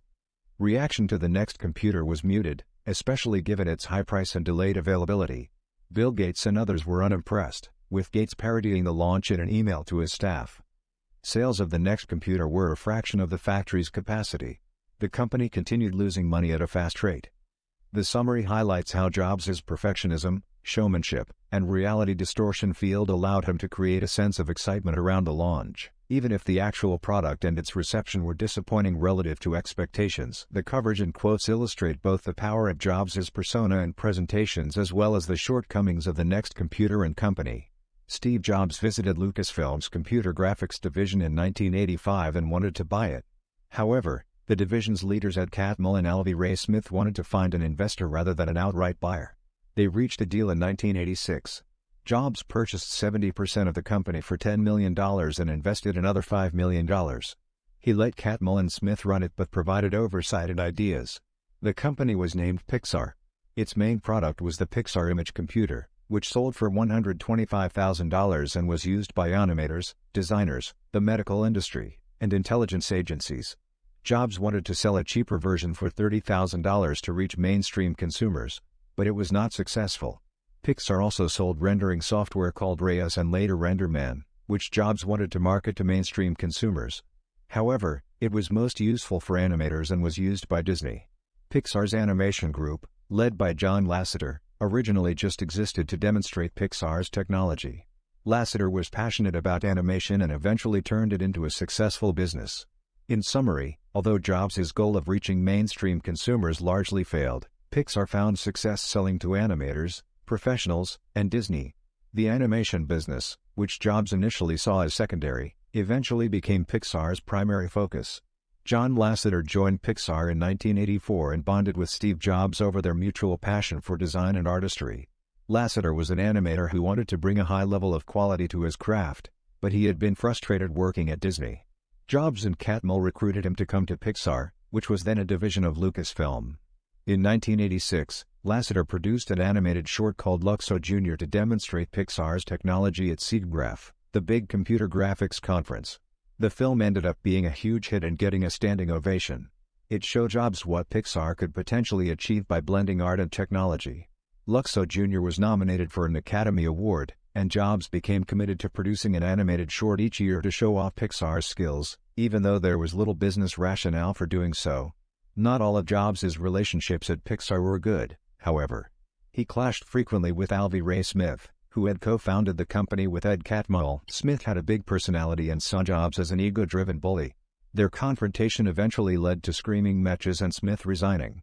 Pixar was struggling financially, losing money on its hardware, software, and animation businesses. Jobs had to put more money in, and he also ordered deep layoffs without any severance pay. Catmull and others were able to reinstate a modest severance plan. Pixar tried to work with Intel, but Jobs' style did not mesh well with Andy Grove and other executives there. Pixar did produce some software products for consumers, including Showplace for making 3D images, but the products were too complicated for most mainstream users and could not compete with simpler tools from Adobe. So in summary, Lasseter's artistic talents and Jobs' patronage of them were bright spots, But Pixar was struggling mightily as a business. Jobs' style frequently aggravated relationships with colleagues like Alvy Ray Smith and partners like Intel. The company's future was very precarious during this period. In 1982, Jobs met the folk singer Joan Baez through her sister and had a romantic relationship with her for a few years, even though they were very different. Jobs was in his late 20s, Baez in her early 40s. Jobs showed Baez the first Macintosh and gave her an Apple II and a Mac. Though he could be romantic at times, Baez found him puzzling. He cared about her but was detached. He admired her connection to Bob Dylan but wouldn't buy her an expensive dress. Their relationship ended after about 3 years as they wanted different things. Jobs wanted children. Baez did not. They remained friends. When Jobs was 31, his mother Clara was dying of lung cancer. He spent time with her and asked her questions he had never asked before, like whether she was a virgin when she married his father. She told him she had been married before, to a man who died in the war. She gave him more details about his adoption. Around this time, Jobs succeeded in tracking down his biological mother, Joanne Squiable Simpson, who had put him up for adoption. His search for her had started in the early 1980s. He eventually located her and wrote her a heartfelt letter, saying he didn't want anything from her and just wanted to meet her. She invited Jobs to come to New York, and he did. Their first meeting was emotional, and they felt an immediate connection. Simpson told him he had a younger sister, Mona Simpson, who also lived in New York. That's the summary of this part of the chapter, covering Jobs' relationship with Joan Baez, learning details about his adoption and birth parents from his mother Clara before she died, locating his biological mother Joanne, and meeting his younger sister Mona for the first time. Steve Jobs hired detectives to find his biological parents but they were unsuccessful. Jobs then noticed his biological mother's name, Joanne Squiable, on his birth certificate and called her doctor. The doctor claimed his records were destroyed but then sent Jobs a letter on his death revealing Joanne's identity. Jobs met his biological mother, Joanne Simpson, and sister, Mona Simpson. Joanne expressed regret for giving him up for adoption. Jobs reassured her she did the right thing and was glad he wasn't aborted. Mona and Jobs became very close. Mona had been trying to find their biological father, Abdul Fattah John Dolly. She eventually tracked him down managing a restaurant. John Dolly told her he and Joanne had a son before her that they had given up for adoption. Mona realized he was referring to Steve Jobs. Mona told Jobs about meeting their father. Jobs remembered John Dolly from the restaurant but chose not to contact him out of fear of blackmail or public exposure. John Dolly later learned of his relationship to Jobs online but Jobs never agreed to meet him. Jobs remained close with his adoptive parents but only told his adoptive father, Paul Jobs, about his search for his biological parents. Jobs didn't want his adoptive parents to feel he didn't consider them as real parents. Mona based a novel A Regular Guy on Jobs. While Jobs could be critical of Mona, he was happy to have her as a sister and help support her as she tried to become an author. Steve Jobs' biological father, Abdul Fattah John Dolly, was Syrian. He met Jobs' biological mother, Joanne Simpson, when they were both students at the University of Wisconsin, but John Dolly ended up leaving Simpson before Jobs was born. Jobs showed little interest in connecting with his biological father. Though John Dolly and Simpson reconnected later in life and Simpson visited Jobs a few times, Jobs largely ignored John Dolly. Jobs did have a friendly relationship with Simpson, though her visits could be emotional. Jobs' daughter Lisa Brennan had a difficult childhood. For the first few years of her life, Jobs barely visited her. However, as Lisa got older, Jobs took more of an interest in her life. He would occasionally take walks with her, go rollerblading, and take her on business trips. However, their relationship remained turbulent, and they would often go months without speaking. Jobs tended to fall intensely in love, but these relationships were often tumultuous. In the early 1980s, Jobs dated an undergraduate named Jennifer Egan for a year. He frequently visited Egan and spoke with her for hours on the phone. They discussed Jobs' belief that one should avoid becoming too attached to material objects. However, like many of Jobs' relationships, his relationship with Egan ultimately ended. Steve Jobs told his girlfriend Jennifer Egan that consumer desires were unhealthy and that one needs to develop non-attachment to material things to attain enlightenment. However, Jobs' pride in the products he created overcame this sensibility. Jobs dated Tina Redsey from 1985 to 1989. Redsey came from a troubled family, like Jobs, and they connected over their painful childhoods. However, Redsey found Jobs self-centered and their relationship was tempestuous. Redsey wanted to get married but ultimately decided she could not handle Jobs' unkindness and lack of empathy. After breaking up with Redsey, Jobs missed her and continued to pine for her at times, even after marrying. Redsey regretted that she and Jobs could not make their relationship work, but agreed they were not meant to be together. By the time Jobs and Redsey broke up, there was a clear type of woman that would suit Jobs: intelligent but unpretentious, able to stand up to him but rise above turmoil, educated and independent but willing to make accommodations for family, down to earth with a touch of the spiritual, able to manage Jobs but secure in herself, and ideally a beautiful blonde who liked organic food. In 1991, Jobs met Loren Powell, who matched this type. They married and had 3 children together: Reed, Aaron, and Eve. Loren was able to give Jobs a stable family life despite his demanding work schedule and quirks. In 1989, Steve Jobs met Loren Powell, a graduate student at Stanford Business School, at a lecture he gave there. They hit it off and went to dinner that night, talking for 4 hours. They began dating soon after. Friends described their relationship as passionate but turbulent. Jobs would sometimes lavish Powell with intense attention and affection, then become distant and focused only on work. On New Year's Eve 1989, they got into an argument at dinner and Powell spent the night at her friend's apartment. The next morning, Jobs showed up with flowers and asked Powell's friend for permission to marry Powell. Although she gave her blessing, Jobs did not propose for several more months. In September 1990, Powell moved out, frustrated with waiting for a proposal. A month later, Jobs proposed. In December 1990, Jobs and Powell vacationed in Hawaii, where Jobs again declared his desire to marry Powell. Soon after, Powell became pregnant. Despite the pregnancy, Jobs still had doubts about marriage and even briefly pursued his ex-girlfriend Tina Redsey again. However, he ultimately decided to marry Powell. They married on March 18, 1991. In summary, Loren Powell and Steve Jobs had a passionate but stormy early relationship. Although Jobs proposed several times, he also experienced doubts and pursued other relationships. Powell's pregnancy was a factor in ultimately convincing Jobs to follow through with marriage. After various ups and downs, they married in March 1991. Based on the passage, Steve Jobs should marry Loren Powell. Here is a summary of the key reasons. Loren Powell shared Jobs' interest in natural and healthy living. She had worked for Odwalla, the juice company, and started her own organic food company. This shared value in healthy living would provide a strong foundation for their relationship. Loren Powell was able to withstand Jobs' difficult personality. Friends said she was armor-plated and could sustain his ups and downs and tempestuous personality. Their marriage endured despite his emotional turbulence, showing her ability to handle his temperament. Jobs respected and loved Powell. The passage says he liked her, he loved her, he respected her, and he was comfortable with her. While his relationship with Tina Redsey was more mystical, his relationship with Powell was more solid and grounded.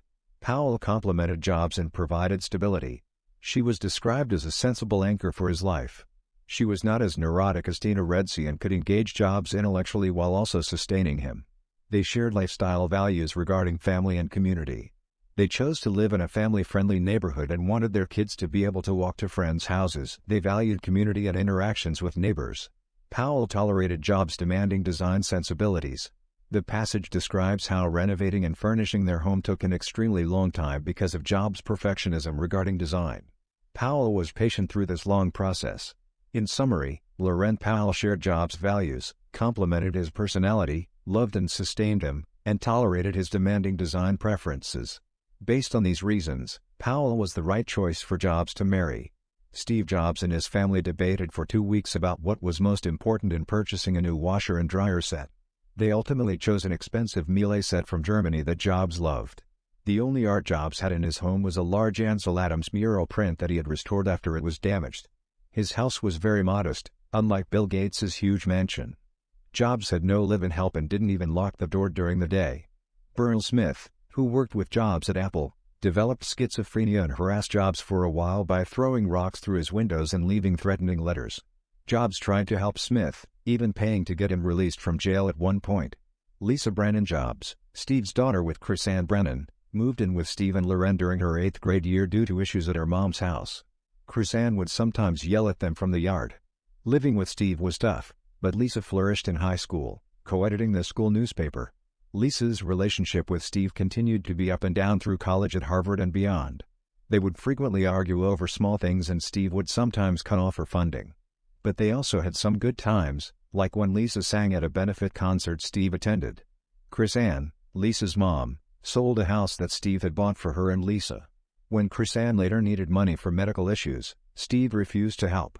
Lisa didn't speak to Steve for years as a result. The novel A Regular Guy was based on Steve Jobs and Lisa's relationship. It depicts Jobs' secret generosity toward a friend who faced health issues. Pixar's main customer was Disney, which licensed their animation software. Jeffrey Katzenberg, head of Disney's film division, invited Jobs to discuss partnering on an animated film. Katzenberg admired John Lasseter and had tried to hire him. He now proposed that Disney and Pixar work together on a film. Both Katzenberg and Jobs were strong-willed and at times abrasive leaders. The negotiations took months as they argued over terms. Jobs refused to give Disney rights to Pixar's 3D animation technology. But he conceded that Disney would own the film and characters, control the video rights and sequels, and could cancel the film at any time for a penalty. The movie Lasseter proposed was Toy Story, based on the idea that a toy's purpose is to be played with by a child.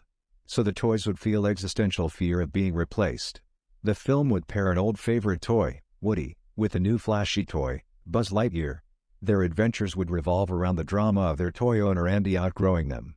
So in summary, after a contentious negotiation, Jobs and Katzenberg made a deal for Disney to work with Pixar on Toy Story.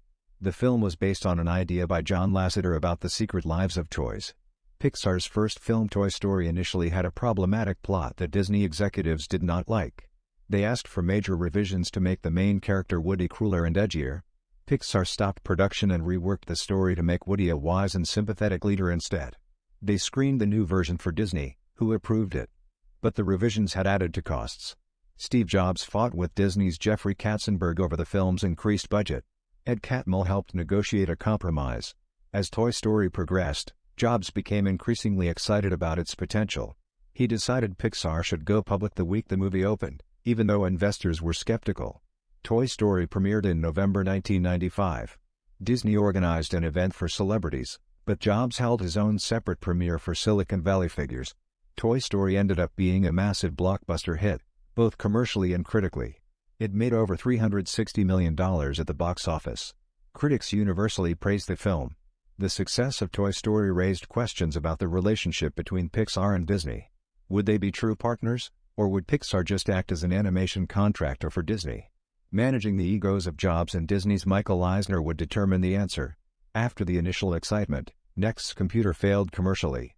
It was incompatible with other systems, had little software, and couldn't attract many customers. Next tried to reposition itself as a personal workstation company, but it couldn't compete with fast-growing Sun Microsystems. Next's revenues were small compared to Sun's. IBM abandoned its plan to license Next software. So in 1992, Jobs agreed to license Next's operating system to run on other computers. This went against his belief in integrated hardware and software, but he had no choice. Jobs had to lay off more than half of Next's workforce and sell the factory. The company became focused just on licensing its operating system. By the mid-1990s, Jobs was disillusioned with the PC industry, which was dominated by Microsoft with little innovation. He said Windows 1 and the desktop market was in the dark ages. After Jobs left Apple, the company initially did well by dominating desktop publishing. But then Scully made some bad decisions and predictions. He said Apple would never be a consumer products company, but that's exactly what it became. Jobs was angry at Scully's decisions and felt contemptuous toward him. Scully later admitted his mistakes, but by then the damage was done. Apple declined as Windows gained more popularity. Apple's decline during this period reinforced Jobs' belief in integrated hardware and software, not just licensing software to various hardware makers. That belief would shape his future decisions upon returning to Apple. In summary, this was a difficult period for Jobs. Next struggled, Apple declined after he left, and the PC industry was dominated by Microsoft. But these experiences would shape his approach when he eventually reunited with Apple. Steve Jobs was ousted from Apple in 1985 after clashing with John Sculley, then CEO. Sculley focused too much on profits and not enough on innovation, according to Jobs. This led to a decline in Apple's market share. In the early 1990s, Apple's market share fell steadily. In 1996, CEO Michael Spindler tried but failed to sell the company. He was replaced by Gil Amelio. Amelio realized Apple needed a new operating system. He first looked at buying B. Jean-Louis Gassay's company, but negotiations fell through. Amelio then considered licensing Windows NT or Solaris. Meanwhile, Jobs' company Next also needed help and was looking for an acquirer. A Next marketer called Apple, leading to discussions between the two companies. Jobs called Emilio and asked to meet. He made a pitch for Apple buying Next. Jobs wanted to sell the entire company, not just its software. Jobs and Ellison discussed the possibility of Apple buying Next as a way for Jobs to regain control. Ellison pointed out that Jobs didn't need to sell the company to become CEO. In summary, Apple needed an operating system, and Next needed an acquirer. Together, they made a natural match, which eventually led to Apple buying Next and the return of Steve Jobs to Apple. Gil Amelio, the CEO of Apple, decided to buy Next to get its operating system and bring Steve Jobs back into the fold. Jobs initially resisted joining Apple as an active full-time leader. He told Amelio he was tired and not thinking clearly. He just wanted to be an advisor to the chairman. The deal was announced in December 1996. Amelio described Jobs' new role as merely a part-time advisor, but Jobs ended up coming on stage to loud applause from the audience. Jobs told a reporter he had no plans to take over Apple, saying he had a family and Pixar and limited time. But his friend Larry Ellison and Bill Gates predicted that Jobs would eventually take over. Gates was very critical of the decision to buy Next, telling Amelio that Jobs knew nothing about technology or engineering. Gates said Jobs was just a super salesman and that it was stupid to buy his garbage. Jobs drove to Pixar after the announcement and told people there he was going to still be president of Pixar but spend some time helping at Apple. The Pixar team was actually happy to have a little less of Jobs' intense focus on micromanaging. So in summary, Jobs initially was hesitant to return to Apple full-time but went along with being an advisor while also staying on as president of Pixar. But most observers thought it was inevitable he would take over leadership of Apple. Steve Jobs returned to Apple officially as an advisor in January 1997 at age 41. Although he joined as an advisor, he began asserting himself in personnel areas to protect his former Next colleagues. Jobs found Apple CEO Gil Amelio to be a bozo. Amelio made a terrible impression during his bizarre and rambling Macworld keynote address in January 1997.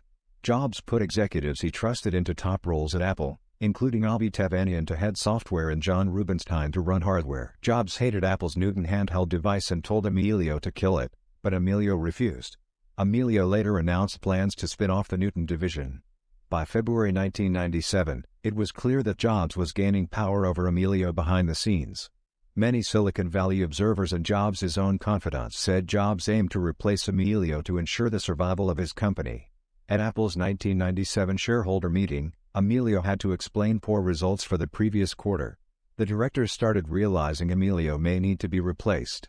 In summary, after rejoining Apple in early 1997, the 40-something Jobs quickly began exerting control over the company's leadership and direction again. His increasing power and Amelio's weaknesses set the stage for Jobs to soon take over. Apple's sales plummeted 30% in the last quarter of 1996 compared to a year earlier. Shareholders were furious. CEO Gil Amelio handled a shareholder meeting poorly and didn't inspire confidence. Board chair Ed Woolard called Steve Jobs, who said Amelio was the worst CEO he'd ever seen. Larry Ellison again floated the idea of buying a majority stake in Apple and installing Jobs as CEO. Amelio was angry but Jobs didn't quash the speculation. The press turned against Amelio, with several calling for his resignation or removal. Although Jobs and Amelio had dinner to celebrate their new deal, Jobs soon betrayed Amelio by selling 1.5 million shares of Apple stock without telling him, despite promising not to sell for at least 6 months. When Amelio confronted him, Jobs lied about it. Amelio realized Jobs was plotting against him to push him out as CEO. Fred Anderson, Apple's CFO, told Ed Woolard that Apple's situation was dire and the odds of surviving were low if Amelio remained CEO but higher if Jobs took over. At a board meeting without Amelio, Woolard said there was a 60% chance of Apple surviving if they removed Amelio and convinced Jobs to become CEO, 40% if they fired Amelio but couldn't get Jobs, and 10% chance if Amelio stayed. The board started to turn against Amelio. Apple's board of directors fired CEO Gil Amelio and asked Steve Jobs to return as CEO. Jobs was initially reluctant to return as CEO. He wanted to spend time with his family and was CEO of Pixar. However, he said he would be an advisor to help Apple hire a new CEO. The board went ahead and fired Amelio. Jobs then told Amelio he had nothing to do with the firing, though he had advised the board on it. Jobs suggested Amelio take time off. When Jobs returned to Apple, he immediately took control as an active advisor. He asked what was wrong with Apple and declared the products suck, He said there was no excitement anymore. Jobs focused on stopping top employees from leaving. He wanted to reprice their stock options, which had become worthless, to make them valuable again. The board resisted this unusual move, but Jobs insisted it had to be done quickly. Jobs told the board if they didn't support this decision, he would not return on Monday. He said he had many more difficult decisions coming and needed their support. In summary, Jobs was reluctant to return as CEO but seized control as an advisor as soon as he came back. His first moves were to determine the problems at Apple, stop employee departures, and push the board to make quick and meaningful changes to support a turnaround. Here's a summary. Steve Jobs was still angry at the Apple board for refusing to give top executives valuable stock options. He told board chairman Ed Woolard that the board members all needed to resign, except Woolard, or else Jobs would quit. The board acquiesced, asking only that Woolard and one other member stay on. Jobs personally went to original Apple investor Mike Markula's house to ask him to resign from the board. Although their relationship had been rocky, Jobs still cared for Markula. Markula agreed to resign and advised Jobs that for Apple to last, it needed to reinvent itself. Jobs recruited new board members, including Larry Ellison, Bill Campbell, and Jerry York. He rejected other candidates, like Meg Whitman. Jobs made sure the new board members were loyal to him. In August 1997, Jobs gave the keynote at Macworld Boston to enthusiastic crowds. He emphasized "we" and "I" instead of "they" when talking about Apple, signaling he was in control of the company. He said Apple had been struggling because it lacked a good strategy, but now Apple would think different again and build tools for creative people. The crowd went wild, seeing that Jobs was truly back to lead Apple. Overall, in the summer of 1997, Jobs took control of Apple, ousted most of the board, and recruited new members who were loyal to him. His keynote at Macworld showed how he was ready to reinvigorate the company. Apple was poised for a turnaround under Jobs' leadership. In August 1997, Steve Jobs announced a shocking partnership with Microsoft at Macworld. The two companies had been engaged in a bitter feud for a decade. Jobs realized Apple needed help from partners to survive. He called Bill Gates and asked for a commitment to continue developing Office for Mac and an investment in Apple. Gates agreed. The announcement of the deal initially met with boos and hisses from the audience, especially when Jobs announced Internet Explorer would be the default Mac browser. But the mood improved when Gates said Office for Mac would be better than Windows versions. However, projecting a giant image of Gates on the screen behind Jobs was seen as a mistake that made Apple and Jobs appear small. Both Jobs and Gates were embarrassed by it in retrospect. Jobs told the audience they had to let go of the notion of Apple winning, meaning Microsoft lost. He said they should be grateful to Microsoft for continuing to develop Office for Mac. The Microsoft deal and Jobs' return provided a boost for Apple. Its stock price went up 33% in a day, adding $830 million in market capitalization. Apple was revived from the brink of death. In July 1997, Lee Clow and his ad team at DBWA/Chiat/Day were asked by Jobs to pitch for Apple's advertising business after Emilio resigned. Jobs wanted to prove Apple still stands for something special. Clow usually didn't pitch for accounts but agreed to do so for Jobs out of love for Apple. His team came up with the Think Different concept, which Jobs said was 10 times better than anything from other agencies. The story of Clow agreeing to pitch made Jobs cry years later. Here's a summary. Jobs wanted an ad campaign to remind people what Apple stood for: creativity and individualism. The Think Different campaign aimed to celebrate creative individuals and the crazy ones who push the human race forward. The original text for the campaign read, "Here's to the crazy ones, the misfits, the rebels, the troublemakers." Jobs helped refine the text, adding lines like "they push the human race forward."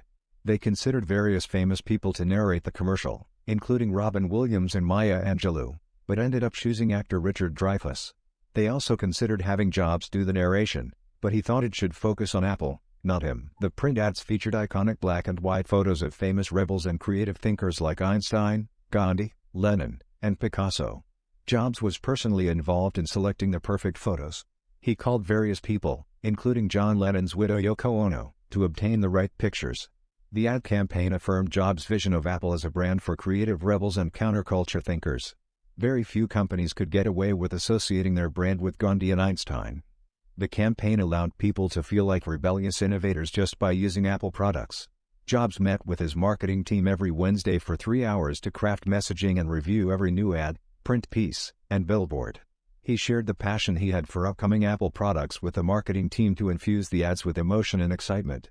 In September 1997, Jobs officially took over as interim CEO of Apple, replacing Fred Anderson, who had held the role for the previous 10 weeks after Gil Amelio was ousted.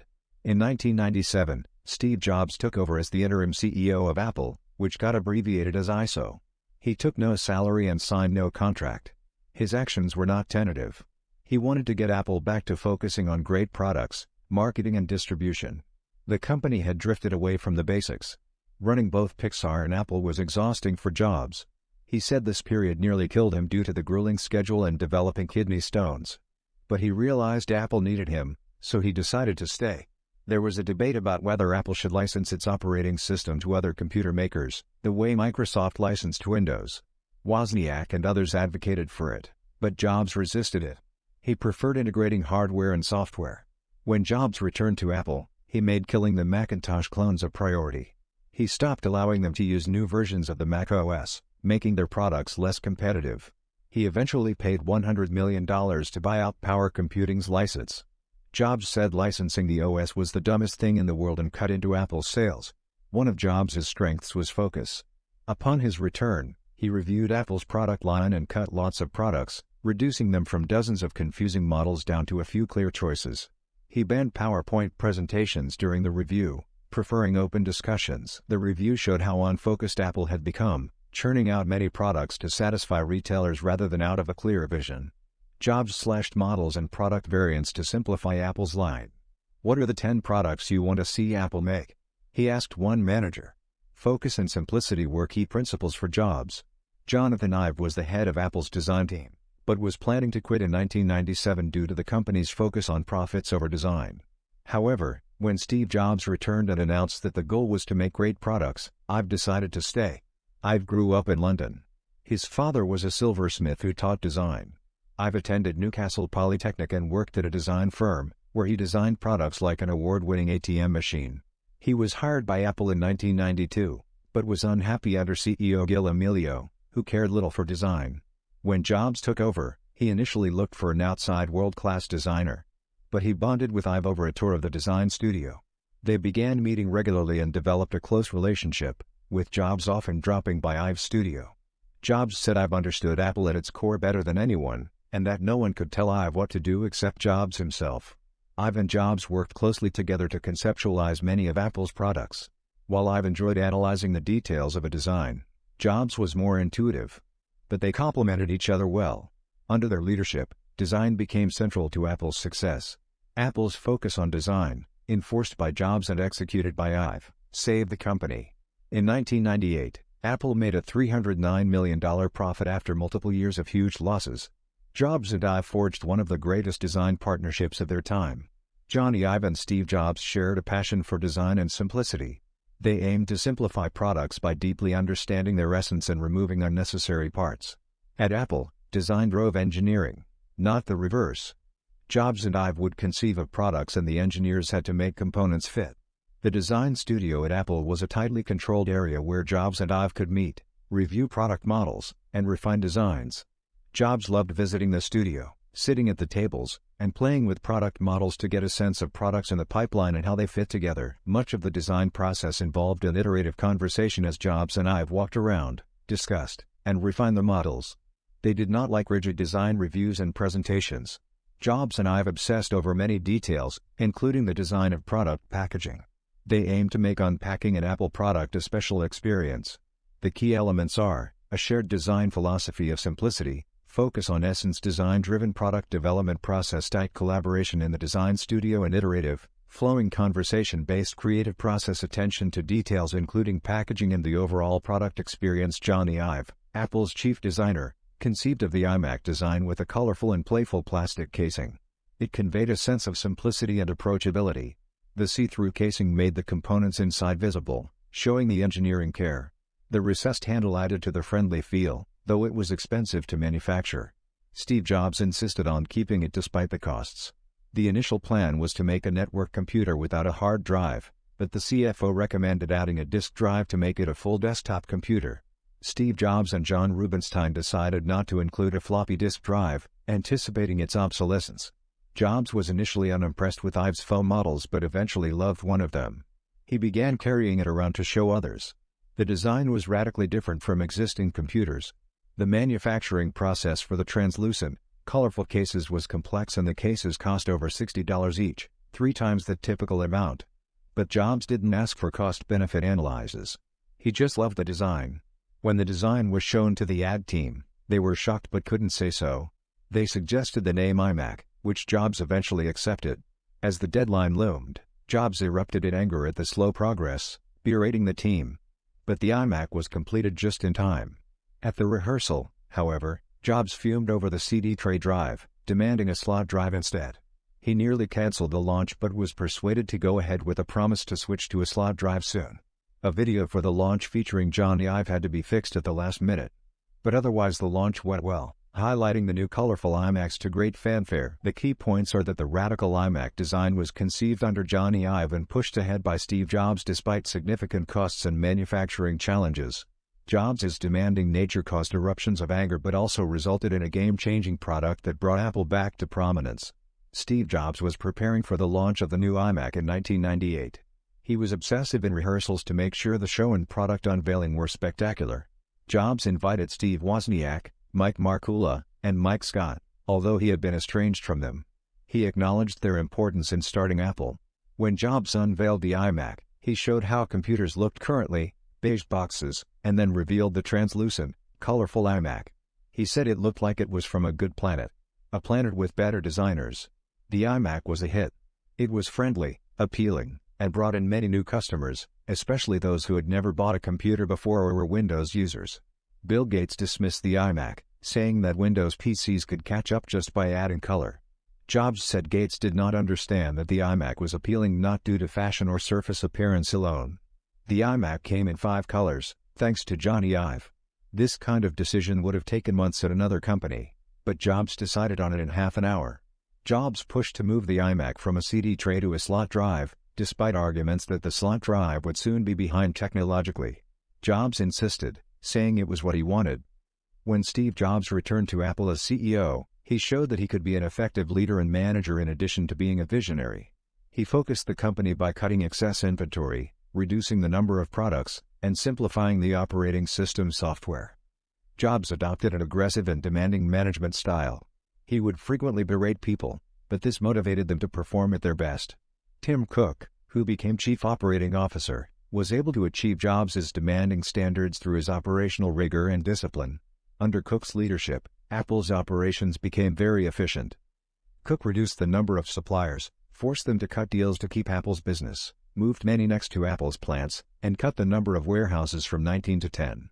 This reduced inventory from 2 months to 6 days' worth, allowing Apple to use the latest components. Inspired by Sony, Jobs decided he wanted the bonding and unity that company uniforms created.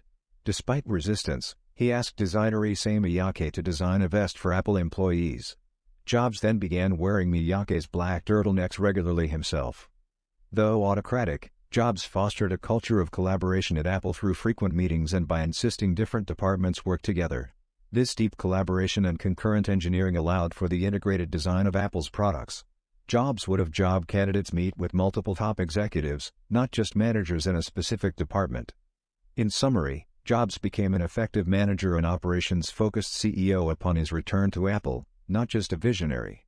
With Tim Cook's help, he built a collaborative culture and efficient, integrated operations that produced innovative products. Steve Jobs was very particular about hiring the best people, whom he called A-players. He said that A-players like to work with other A-players. His goal was to avoid filling the company with mediocre talent. The hiring process at Apple was intimidating because Jobs was demanding, but he had an eye for talent.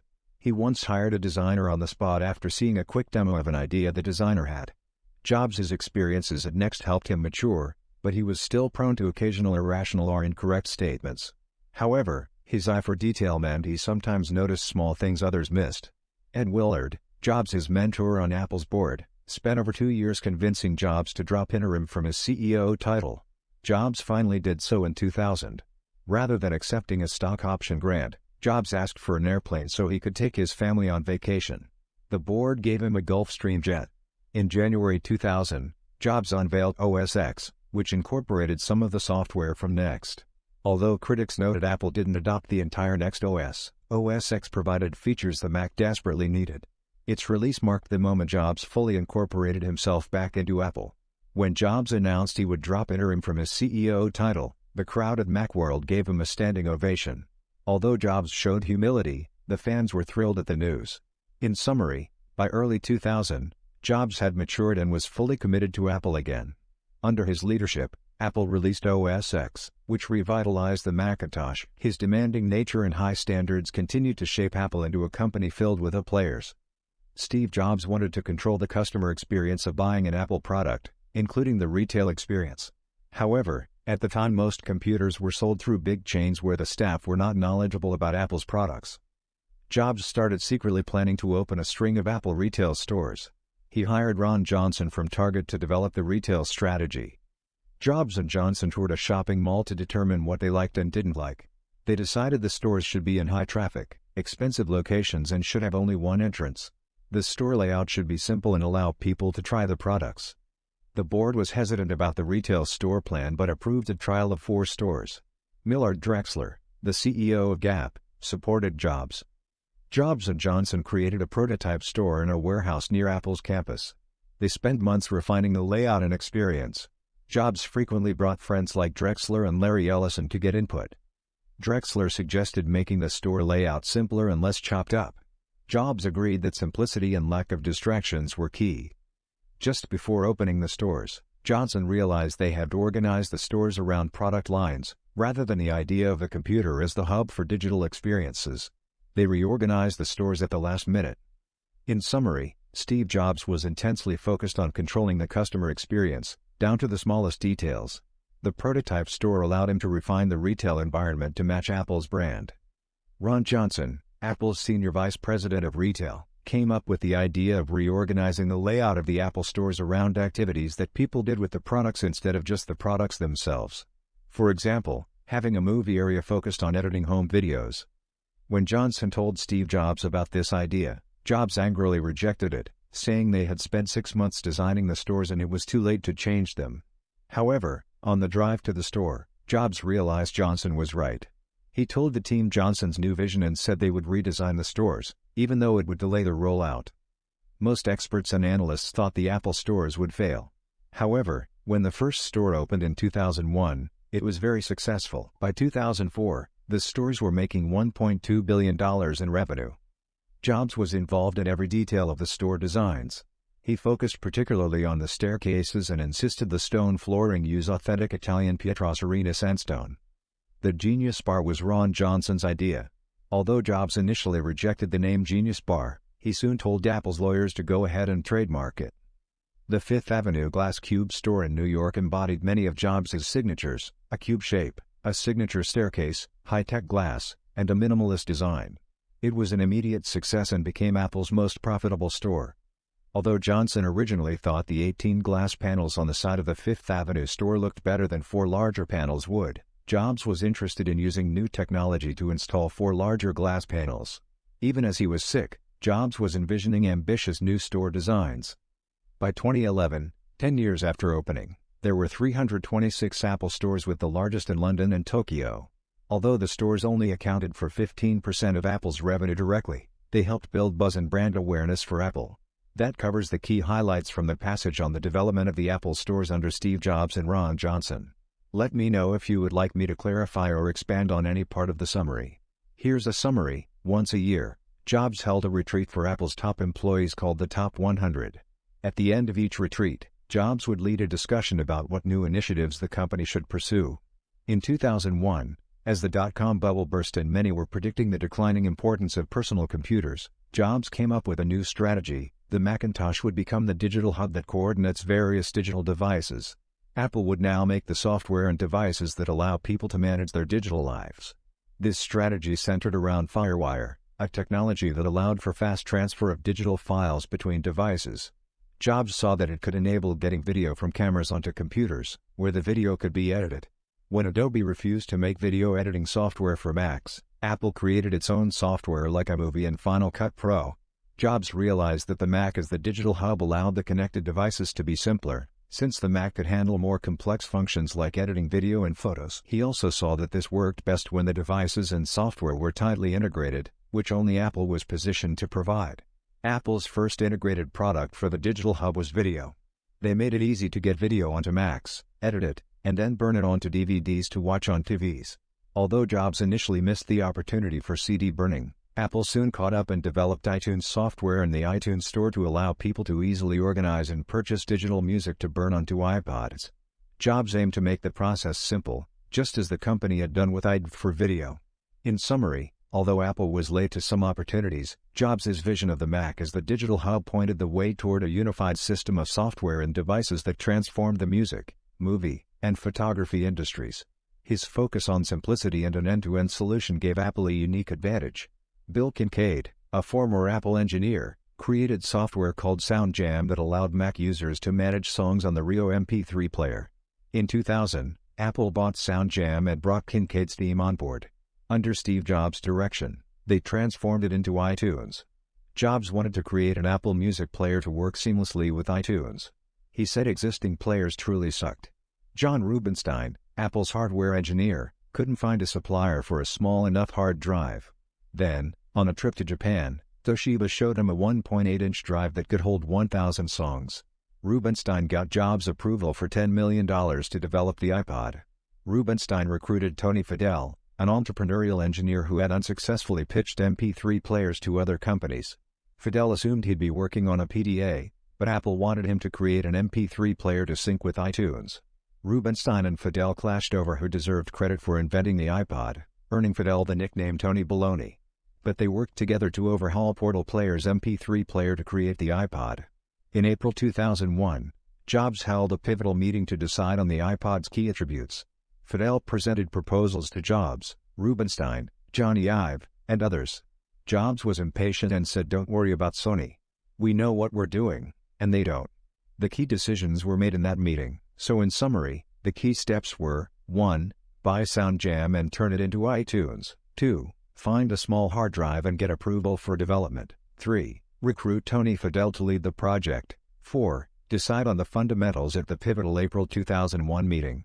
After many long nights and clashes between Fadell and Rubinstein, the iPod was born. Steve Jobs preferred informal discussions over formal presentations. He wanted to see and handle physical objects, not slides.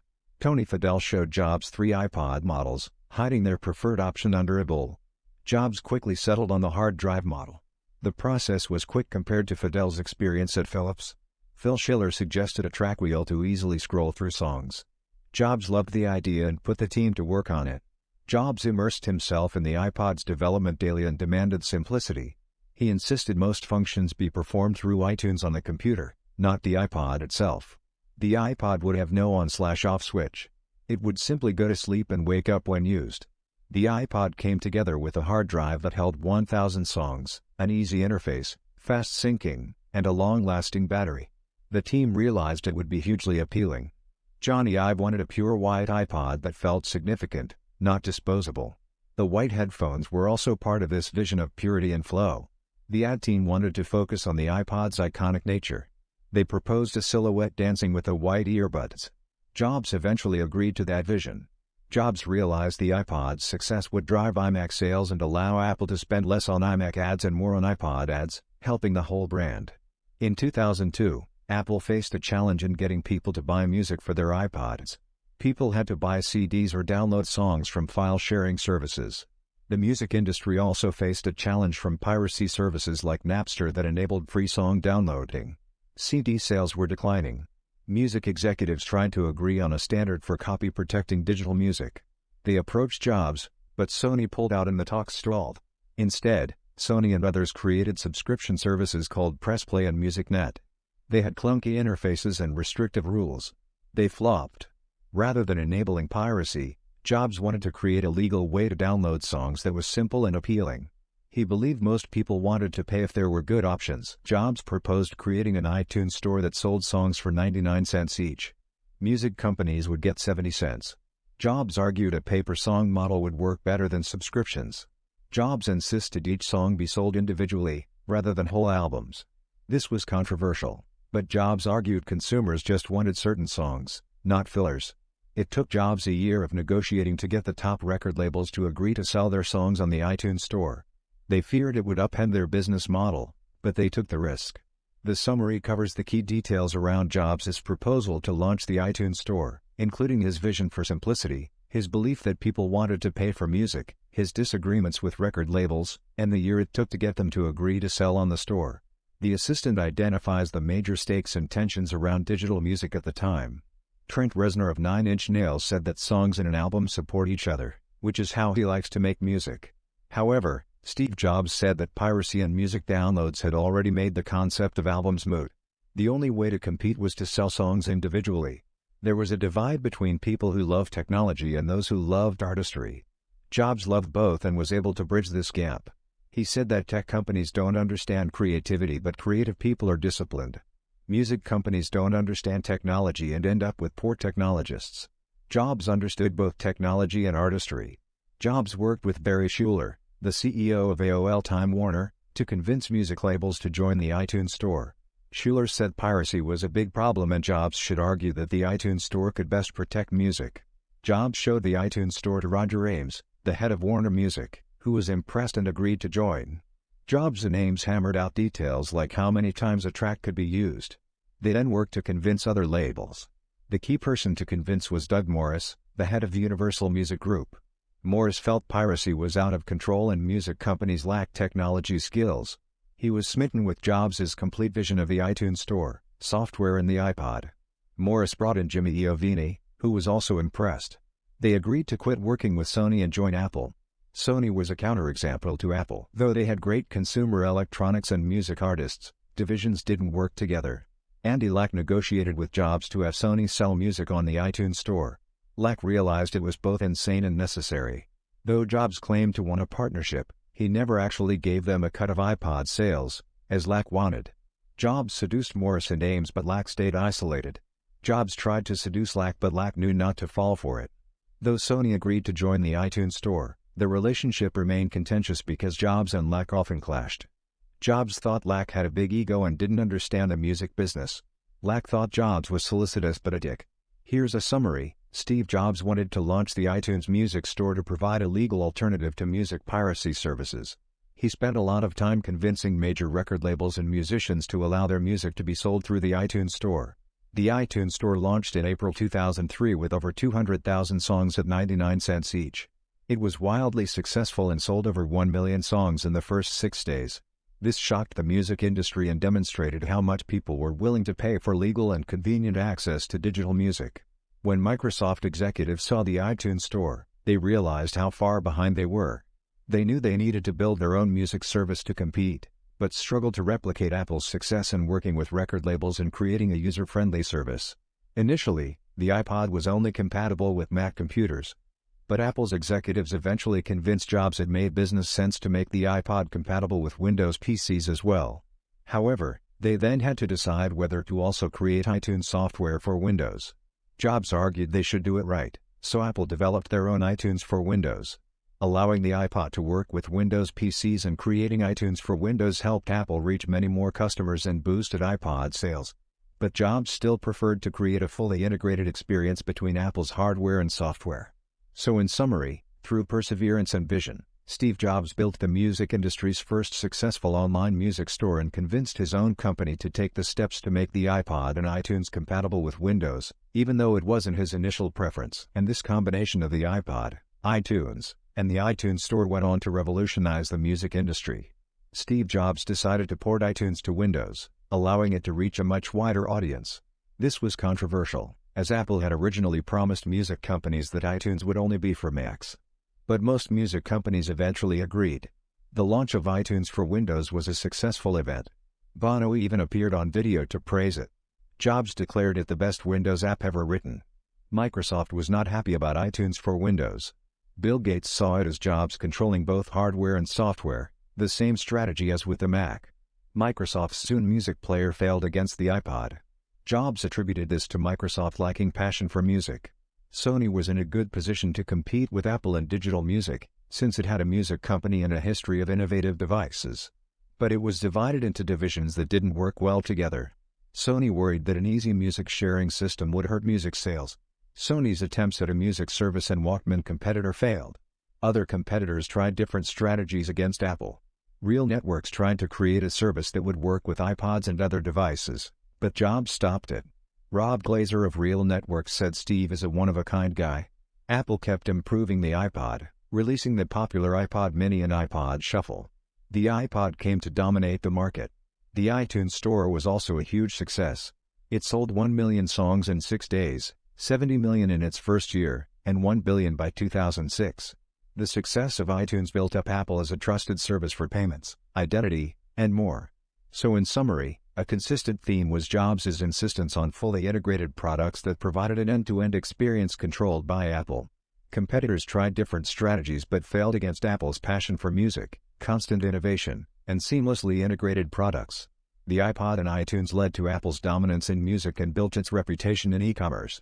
Steve Jobs' iPod contained a mix of music reflecting his youth in the 70s with a heart in the 60s, Bob Dylan, the Beatles, Rolling Stones, etc. Only about 1/4 of the songs were from contemporary artists. His favorites were Dylan, the Beatles, and Bach. He liked comparing Glenn Gould's recordings of Bach's Goldberg variations from 1955 and 1981, appreciating how much Gould had matured. Jobs thought Donovan and the Grateful Dead's music didn't hold up as well today but still liked some songs that reminded him of his youth. He enjoyed Joni Mitchell's Both Sides Now and its lyrics reflecting on aging and life's illusions. Jobs worried John Mayer was wasting his talent and musical gifts. He thought Mayer was a good person underneath but seemed out of control. Given the choice, Jobs said he'd save the Beatles' master recordings over any other artists, even Dylan's. But he felt fortunate to have grown up during a time with Dylan, the Beatles, and the Rolling Stones. Jobs was tongue-tied when he met Bob Dylan before a 2004 concert, one of his heroes. But in talking with Dylan for 2 hours, he found Dylan as sharp as ever, which delighted him. Dylan was not Jobs' friend but invited him to visit before the show. Steve Jobs was a huge fan of Bob Dylan and wanted to bring his music to iTunes. The record label Sony resisted making a deal. They didn't want Dylan's music sold cheaply and thought it would devalue him. Eventually, Sony's CEO left and Jobs reopened negotiations. They struck a deal to sell Dylan's full catalog for $199 as well as his new album. Dylan even appeared in an iPod commercial, helping to propel his album to #1. The ad helped Dylan reach a new, younger audience. Jobs was also obsessed with getting the Beatles on iTunes. He spent over 30 years negotiating with them and their label. The Beatles wanted to be on iTunes but had to work out their own differences first with EMI, their label, who they didn't get along with. Jobs hoped he would live to resolve the issues to get them on iTunes. He eventually did. Bono and U2 appreciated the marketing power of Apple. Bono was confident U2 was still the best band in the world, but Apple's marketing helped propel them to new levels of success. So in summary, Steve Jobs was a lover of music and sought to bring some of his favorite artists to Apple's iTunes platform, helping to market and propel them to even greater success and popularity. Though negotiations were difficult, he eventually succeeded in striking deals with artists like Bob Dylan, the Beatles, and U2. U2 is an iconic Irish rock band that has been together since the 1970s. In 2004, they were trying to revamp their image and produced an exciting new album with a catchy new song called Vertigo. Bono, the lead singer, wanted to promote the song aggressively to gain traction, so he pitched Steve Jobs on using the song in an iPod commercial, even though U2 had never done commercials before. Jobs was hesitant to feature recognizable people or non-white colors in the iconic iPod ads, but Bono pushed back and argued that they could use the band's silhouette. Jobs came around but continued negotiating details like the financial terms and physical design of a potential U2 special edition iPod. There were a few times when the deal almost fell through due to doubts on both sides, but key interventions from people like James Vincent, Steve Jobs' marketing executive, and Johnny Ive, Apple's head designer and a U2 fan, helped salvage the partnership. Ultimately, U2 agreed to appear in the commercial and have a special black iPod with a red click wheel made in exchange for royalty payments and promotion of their new album. The commercial and album release were unveiled at an Apple event. The partnership ended up benefiting both parties greatly. U2 reached a younger audience and saw a sales boost, while Apple tapped into U2's popularity and countercultural coolness in order to make the iPod brand more appealing. The success of this deal led to future productive partnerships and a personal friendship between Steve Jobs and Bono, though their negotiations were not always easy. Despite not typically being philanthropic, Jobs also agreed to do a product-led partnership with Bono to raise money for AIDS in Africa, though Jobs insisted on not putting Apple in parentheses. The story shows how Jobs could be an exacting partner but grew to respect and befriend Bono. Yo-Yo Ma is a renowned cellist and a versatile virtuoso. Steve Jobs was deeply moved by his artistry and purity. Jobs invited Ma to play at his wedding, but Ma was unavailable. Ma later visited Jobs' home and played Bach for them on his Stradivarius cello. Jobs said, "You playing is the best argument I've ever heard for the existence of God." Ma promised to play at Jobs' funeral. Pixar was an escape for Jobs where the culture was more gentle and serene. Jobs let the creative talents at Pixar flourish without micromanaging them, unlike at Apple. Jobs' main role at Pixar was deal-making. He clashed with Jeffrey Katzenberg over the movies A Bug's Life and Ants, which were both about animated ants. Katzenberg had rushed Ants into production to force Disney to change A Bug's Life's release date. Jobs and others at Pixar felt betrayed by Katzenberg. The rivalry and media frenzy ended up helping to promote both movies. A Bug's Life was more successful at the box office. Katzenberg and Jobs later reconciled, though Jobs said he never fully forgave Katzenberg for what he did. Katzenberg respected Jobs as a genius despite their volatile history. The success of A Bug's Life showed that Toy Story was not a fluke and gave Pixar credibility. Toy Story 2 was an even bigger hit, allowing Pixar to build a new headquarters. That covers the key highlights on Yo-Yo Ma, Pixar, the movie rivalries, and Steve Jobs' role in all of these events. Please let me know if you would like me to explain anything in the summary in more detail. Pixar's headquarters in Emeryville were outdated, so Steve Jobs commissioned architect Peter Bullen to design a new building. Jobs was intensely involved in every detail of the new building's design. He wanted to promote unplanned encounters and collaboration. The building has one huge atrium, 2 big bathrooms, and other features to facilitate mingling. There was tension building between Jobs and Michael Eisner, Disney's CEO. Eisner had made a comment criticizing Apple's rip, mix, burn ads that angered Jobs. Also, Eisner had not shown much interest in learning from Pixar's success. Jobs told her at Disney he would not renew the Pixar-Disney deal if Eisner was still CEO.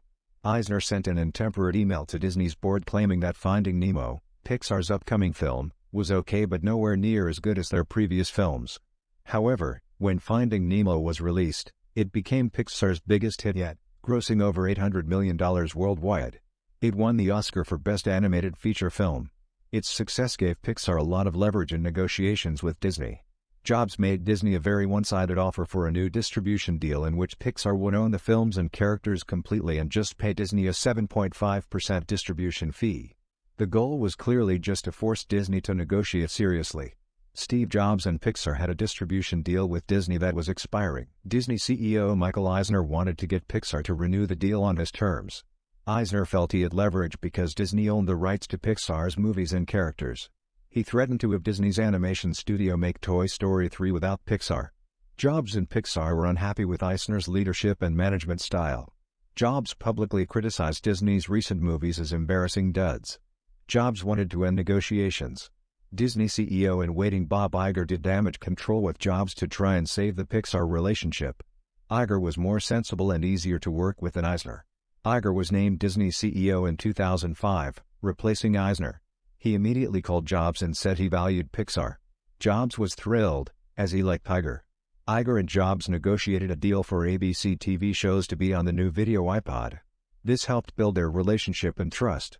At the iPod announcement, Iger came on stage as a surprise guest. Though just announcing the ABC deal, it signaled that a new Disney-Pixar deal was now possible under Iger's leadership. Iger realized that the only recent memorable characters in Disney's parades were from Pixar. He saw this as an indictment of Disney animation under Eisner. Iger was determined to fix the broken Pixar relationship. In summary, a shift to Bob Iger as the new Disney CEO made a renewal of the Pixar distribution deal possible. Iger's more constructive relationship with Steve Jobs and appreciation of Pixar helped turn around the company's souring partnership under Eisner's leadership. Here's a summary. After Steve Jobs returned to Apple and launched the iMac, he and Johnny Ive made innovative and attractive design a hallmark of Apple's products.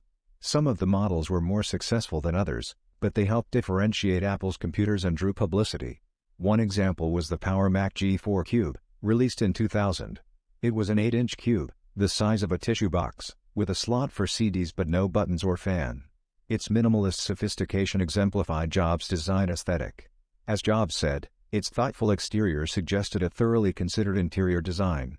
These attention-grabbing designs helped Apple survive in an era dominated by Windows PCs. Though some models now seem too exuberant, at the time they highlighted Apple's love of design and made the company stand out. The computers were like the bell-bottoms of their time, fashionable for a while though later a bit embarrassing. But overall they served their purpose well in helping revitalize Apple's brand and product line. Steve Jobs designed the G4 Cube, an aesthetically appealing but expensive desktop computer. It was a commercial failure due to being overpriced. Jobs learned from this experience and became more budget-conscious in later products like the iPod. In 2000, disappointing sales of the G4 Cube and problems in Apple's education market caused a 50% drop in Apple's stock price. However, Jobs remained focused on innovative design.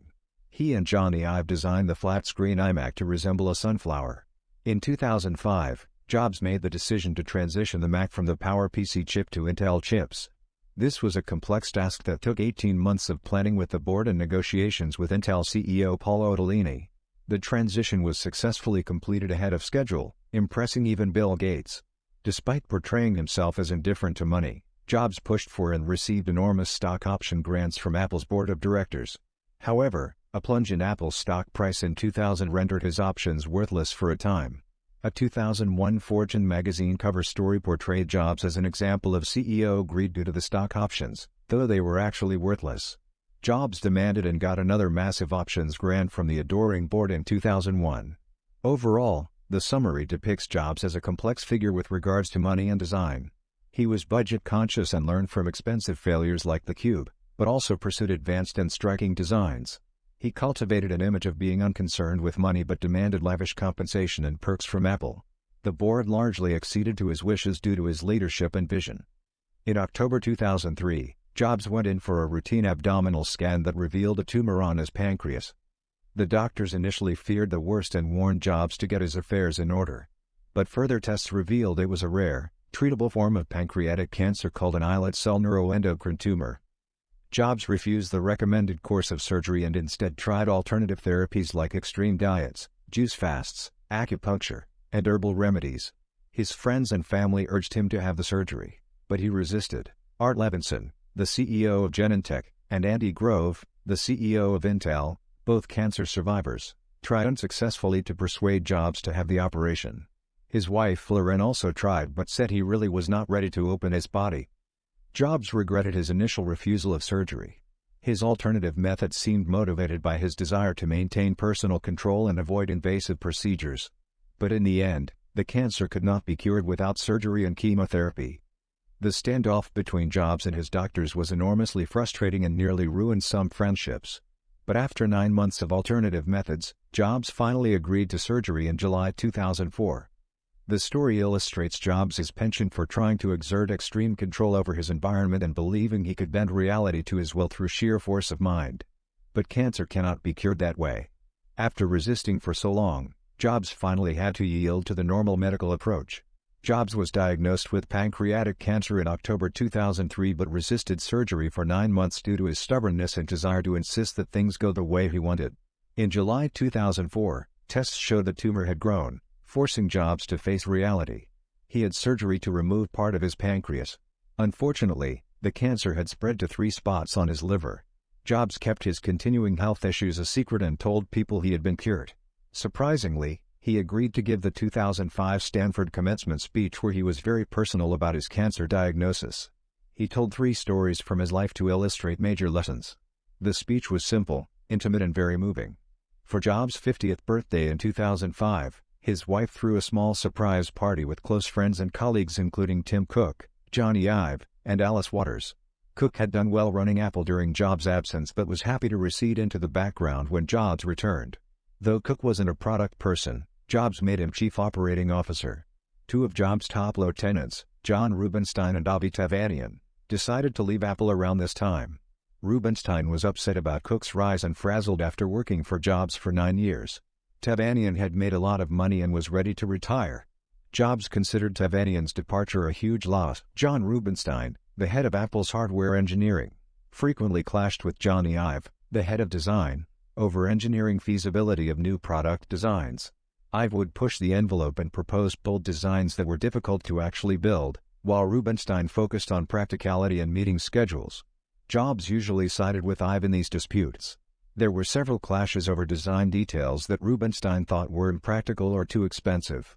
Ive would often go around Rubinstein to work with engineers directly and get them to implement his designs. The tensions led to shouting matches and almost physical confrontations at times. Eventually, Ive told Jobs it's him or me. Jobs chose Ive, and Rubinstein decided to leave, taking time off to build a house in Mexico. Jobs was furious when Rubinstein joined Palm, a competitor, though he later admitted he overreacted. With Rubinstein gone, Jobs built a new management team, including Tim Cook, Johnny Ive, Scott Forstall, Phil Schiller, Eddie Q, and Peter Oppenheimer. Though demographically similar, they had a range of styles. Cook was coolly logical, while Ive was emotional. But they all knew to argue their positions with Jobs, who encouraged dissent to improve decision-making. Jobs instituted Apple University to teach the company's style of decision-making and focus. Jobs was focused on pruning the company to focus on just 2 or 3 priorities at a time. Jobs' health scare and brush with death did not make him more humble. Rather, he returned to Apple with even more passion and boldness. Though for a while he was less harsh in his criticism of others, his rough edges eventually returned. His way of achieving catharsis was sometimes to hurt people, using his sensitivity to efficiently and effectively cause pain. Over time, Jobs' attitude toward Bill Gates mellowed. Microsoft kept developing great software for Mac, and became less relevant as a competitor. Jobs and Gates had different approaches but developed a grudging mutual self-awareness and respect. At an all-things-digital conference, despite an earlier swipe from Jobs, they had a cordial joint appearance, where they discussed their old rivalry and new partnership. Steve Jobs was worried that cell phones could threaten iPod's dominance, so he explored a partnership with Motorola to make a phone with an iPod built-in. The resulting Roker phone was a flop. Jobs realized that most cell phones stank and were too complicated, so he decided Apple should make its own phone. The team started by trying to modify the iPod to work as a phone, but the track wheel was not suitable for dialing numbers or inputting information. At the same time, Apple had a secret tablet project underway. The ideas developed for the tablet ended up influencing the iPhone. At a dinner party, a Microsoft employee kept boasting about Microsoft's upcoming tablet with stylus input. Jobs found the idea terrible and was motivated to show how a tablet should really be done. He told his team to develop a multi-touch display that would allow typing by touching the screen with fingers instead of using a stylus. Johnny Ive's design team had already been experimenting with multi-touch for trackpads and worked on a prototype in their spare time. Ive knew Jobs could be very judgmental, so he showed it to him privately. Jobs loved it and realized it could be used for an interface for the new cell phone as well. Jobs called a secret meeting to discuss using the multi-touch interface for the upcoming phone. The multi-touch technology ended up being a key feature that made the iPhone revolutionary. So in summary, the failures of the Roker phone, a desire to leapfrog existing phones that stank, and inspiration from a multi-touch tablet prototype all led to convergence on developing the iPhone with its groundbreaking multi-touch interface. The multi-touch technology allowed the creation of a phone, tablet, and iPod in one device. Steve Jobs and his team wanted to develop a new phone. They considered 2 options, one with an iPod track wheel and one with a multi-touch screen. They acquired a company called Fingerworks that made multi-touch trackpads and had developed technology to detect various finger gestures.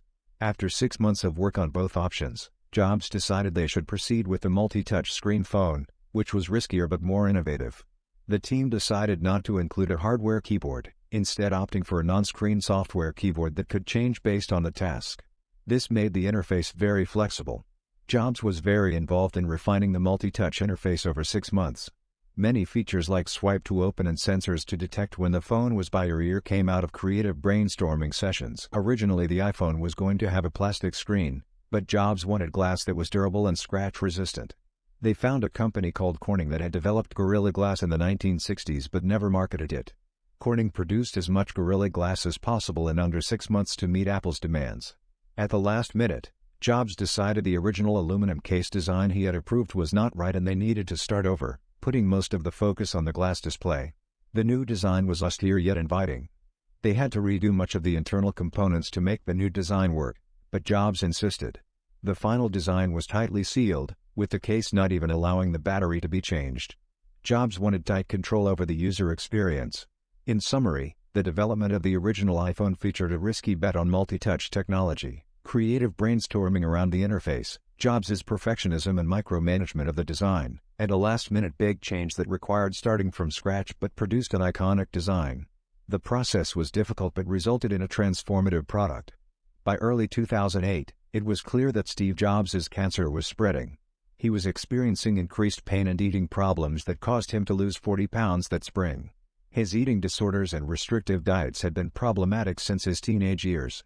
Although his family tried to get him to eat a balanced diet, he would often go on fasts or eat only one type of food for weeks.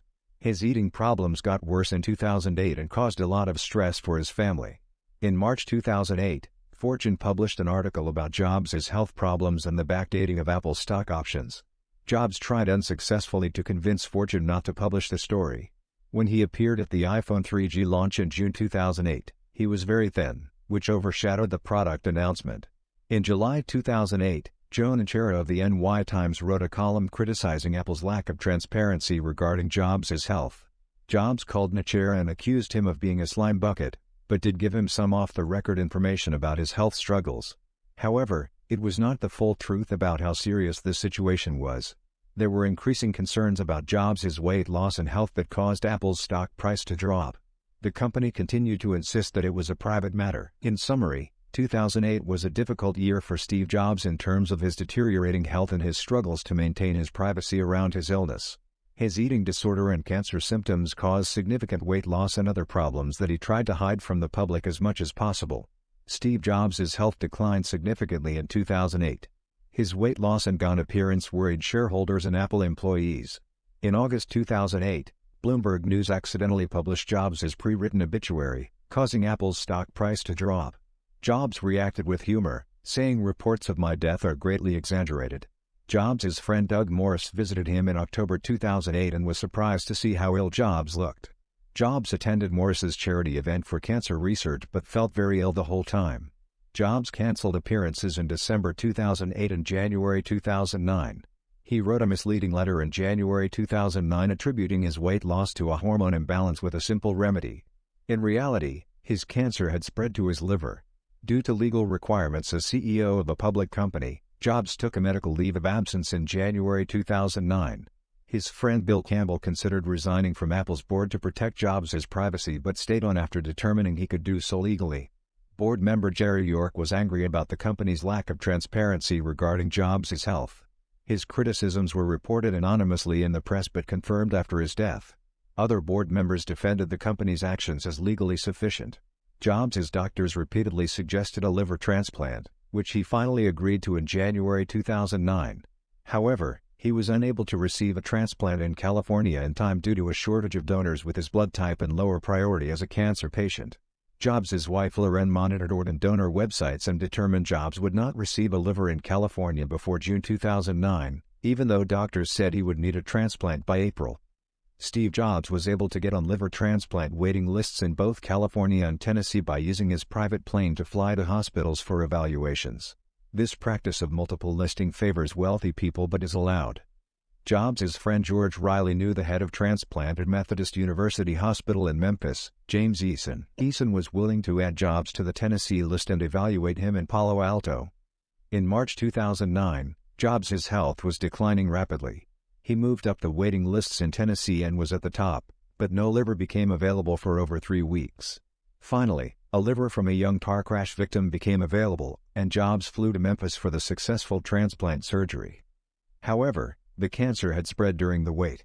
The doctors found spots on internal membranes and tumors in the new liver. They had to perform another surgery and Jobs developed pneumonia, coming close to death. His family flew in to say goodbye. Loren Powell managed all aspects of Jobs' complicated recovery and care. Eason also took control in a way the Stanford doctors had not, coordinating everything. 2 nurses from Mississippi became Jobs' favorites because they were not intimidated by him. Jobs was impatient and irritable as an invalid, sometimes hallucinating or becoming angry. But he remained finicky about even minor details of his environment and care. Powell and Eason had to work hard to manage him. Jobs' daughter Lisa twice flew to Memphis to visit, which Jobs appreciated.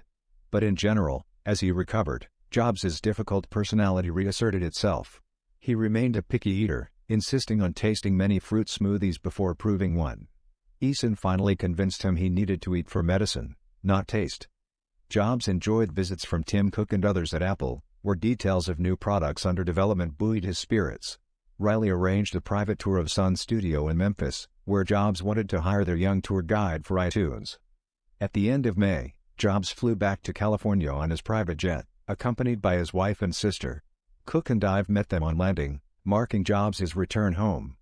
Steve Jobs was initially skeptical of the tablet concept but came around to it as the idea evolved at Apple. The project got more serious around 2007 as an alternative to designing a netbook. Jobs and Ive worked closely on the design, focusing on simplicity and paring away excess elements. They determined the key attribute was the display screen. Everything else had to defer to that. Jobs pushed hard for a simplified, minimalist design. They settled on the screen size after testing many prototypes. Jobs wanted a tablet that felt casual and natural to pick up with one hand. I figured out that slightly rounding the edge of the tablet would signal that it could be casually grasped. Apple applied for a patent on a tablet design that closely matched what became the iPad. Jobs and Ive were listed as inventors. Initially, Jobs wanted to use an Intel Atom chip, but Tony Fadell and others argued for using a chip based on the simpler, lower-power ARM architecture. They eventually persuaded Jobs to drop Intel. Apple ended up licensing the ARM architecture but also buying a chip design firm, PA Semi, to create a custom ARM-based system on a chip for the iPad called the A4. In summary, the iPad project crystallized around building a simplified tablet experience centered on a multi-touch screen. Jobs was pushed to abandon his preference to use an Intel chip in favor of a custom ARM-based chip that could meet the goals of a simple, low-power design. Steve Jobs unveiled the iPad on January 27, 2010. The announcement garnered significant media attention and speculation. Some critics were impressed with its potential as an immersive device for consuming content, while others lamented its lack of capabilities for content creation. The iPad launched officially in April 2010. Reviews were mixed, with some praising its beautiful design and potential to reshape personal computing. Others, however, saw it as a larger iPod Touch that lacked capabilities like USB ports, flash support, and cameras. Steve Jobs was initially disappointed with some of the critical and tepid reactions. However, reviews became much more positive once people got their hands on the actual product. Media organizations like Time and Newsweek that had been critical put the iPad on their covers. Debate centered around whether the iPad's closed, integrated system was brilliant or misguided. Some argued that it enabled an unparalleled user experience, while others felt it was too restrictive and limiting. This debate mirrored earlier discussions around the Macintosh platform. The launch of the iPad marked a revival of sorts in Steve Jobs' relationship with Steve Wozniak and Daniel Kotke. Both attended the launch at Apple stores, reflecting on how far the company had come. Even Wozniak, a proponent of open systems, praised the advantages of Apple's closed ecosystem in creating intuitive products for mainstream users. The iPad quickly became a cultural and commercial phenomenon, cementing its place in Apple's product lineup and shaping an entire new market. It epitomized Steve Jobs' ability to develop products that people didn't even know they needed yet couldn't live without once they were released. The iPad initially came with some basic apps like the Bloomberg app, Scrabble, and the Federalist Papers. Jobs' team also had various media they enjoyed on their iPads like newspapers, TV shows, baseball, and NPR. An article about a poor 6-year-old boy intuitively using an iPad stirred Jobs. He saw that the iPad was so simple that even an illiterate child could use it, which he found magical. The iPad sold 1 million units in under a month, twice as fast as the iPhone. It eventually became one of the most successful consumer product launches ever. However, Jobs was unhappy with the initial iPad ads. He found them boring and like Pottery Barn commercials. His ad team spent 2 weeks coming up with new options, and they eventually settled on the Manifesto campaign, which focused on the iPad's revolutionary nature. The iPad's success came from its apps in addition to its sleek hardware. There were thousands of apps that let people do many entertaining activities. The apps platform was open to outside developers but in a carefully controlled way. Originally, Jobs resisted allowing third-party iPhone apps. But board members and execs convinced him to allow them, arguing that customers would love them and competitors would allow them if Apple didn't. Jobs found a solution to allow apps but retain control and simplicity. The App Store opened in 2008, reached 1 billion downloads in 9 months, and led to a new industry with 500,000 apps and 15 billion downloads by 2011. The apps and the App Store were key to the iPad's success. With the launch of the iPad and its App Store, Steve Jobs began transforming the publishing and journalism industries. Jobs offered book publishers the agency model, where they could set their own ebook prices in the iBooks store and Apple would take 30% of the revenue. This contrasted with Amazon's $9.99 ebook model. Jobs convinced publishers to force Amazon to accept the agency model as well. Jobs hoped to help save journalism by offering publishers a way to charge for digital content. However, publishers were wary of giving 30% of their revenue to Apple and losing their direct customer relationship. Jobs was especially interested in working with the New York Times, but they were hesitant. After a year, the Times started selling subscriptions through Apple, charging more than $5 per month, Jobs suggested. Jobs also met with magazine executives at Time Incorporated, but they too did not want to give up their customer billing relationship and ability to direct readers to their website to purchase subscriptions. Time CEO Jeff Bewkes respected Jobs, but his company refused to sell magazine subscriptions through the App Store on Jobs' terms. In general, while Jobs wanted to help the publishing and journalism industries transition to digital, his insistence on the agency model and owning the customer caused most companies to be unwilling to sell content through Apple. They feared loss of revenue, data, and the customer relationship. Steve Jobs felt betrayed by Google's decision to compete with Apple in smartphones. He believed Google's Eric Schmidt and founders Larry Page and Sergey Brin had copied many of the iPhone's innovations in their Android operating system. Jobs had warned Google not to copy certain features like multi-touch, or he would sue. But in early 2010 an HTC Android phone was released with many iPhone-like features. So Apple sued HTC, and indirectly Google and Android, for patent infringement. Apple alleged violation of 20 patents covering various iPhone innovations. The lawsuit illustrated the difference in philosophies between Apple's closed model and Google's open model for smartphones. Apple controlled everything proprietary, while Google shared its Android software with many manufacturers. Jobs felt Google's "Don't Be Evil" slogan was bullshit because they entered the phone business and wanted to kill the iPhone. But Google believed in being open. The rivalry intensified over the coming years into a pitched battle for the future of smartphones. In summary, Steve Jobs was livid with Google over Android, felt betrayed by executives he had mentored, and believed Android copied from the iPhone. The dispute illustrated the clash between Apple's closed and Google's open models of innovation.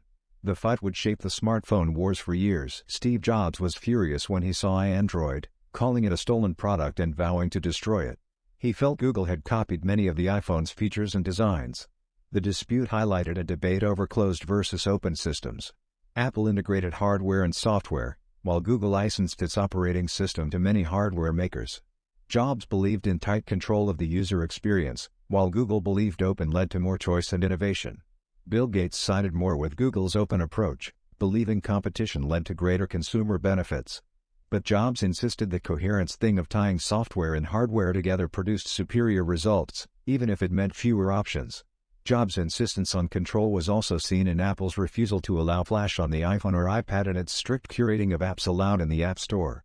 Jobs disliked Flash and believed cross-platform software led to lowest common denominator results.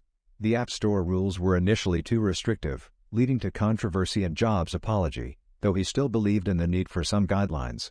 In balancing openness and control, Jobs sought advice on how to hold the line on decency standards without seeming like Big Brother censorship.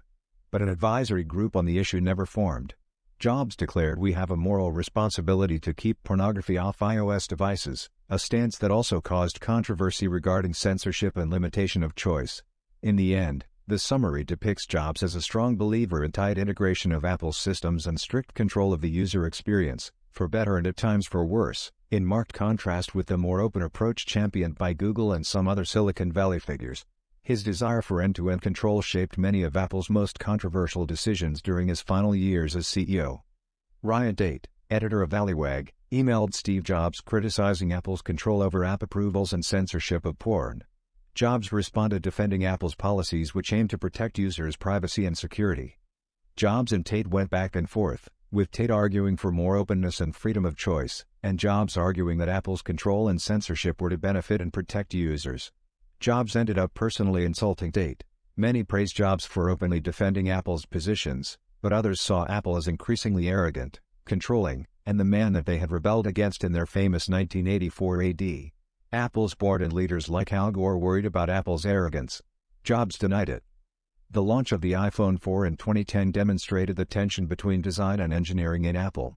Johnny Ive's beautiful but problematic design ended up causing the Antennagate issue where holding the phone a certain way caused dropped calls for some.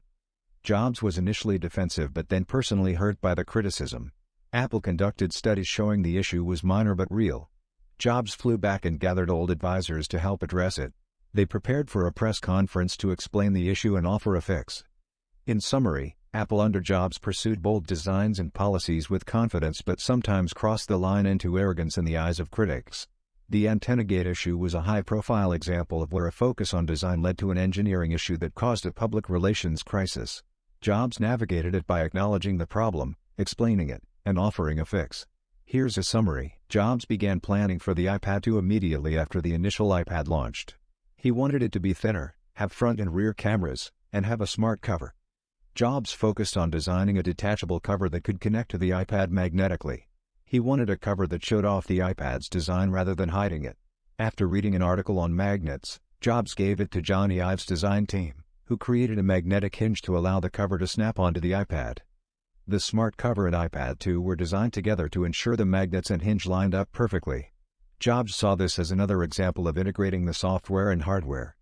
Although Jobs was on medical leave, he insisted on attending the iPad 2 launch in March 2011. At the launch, he expressed that he didn't want to miss the day, showing how important the product was to him. The event featured the usual Apple executives, Tim Cook, and Beatles music. Jobs' son Reed even attended with 2 college friends. The iPad 2 included front and rear cameras, was thinner, and included the smart cover, but the smart cover became one of its most memorable features due to its design and mechanics. The smart cover epitomized Jobs' focus on seamless end-to-end integration and even the smallest details. That covers the key highlights on Jobs' work on the iPad 2 and its launch. Let me know if you would like me to explain anything in the summary in more detail. Here's a jaunty summary. With a devilish grin and panache to spare, Steve Jobs breezily demoed the new iPad 2. "We designed the case and product together this time," he cheekily explained. Addressing complaints the iPad 1 was better for consuming than creating, Apple jazzed up iPad versions of Mac Creative Apps GarageBand and iMovie. Jobs nonchalantly showed how to whip up a song or edit your movie masterpiece in a trice. Touting Apple's whole widget approach, Jobs insisted true creativity comes from integrating software, hardware, content and yes, even cases, not the fragmented open approach of Windows or Android. Technology alone isn't enough. Technology matched with the humanities, that's what makes our hearts sing, he crooned.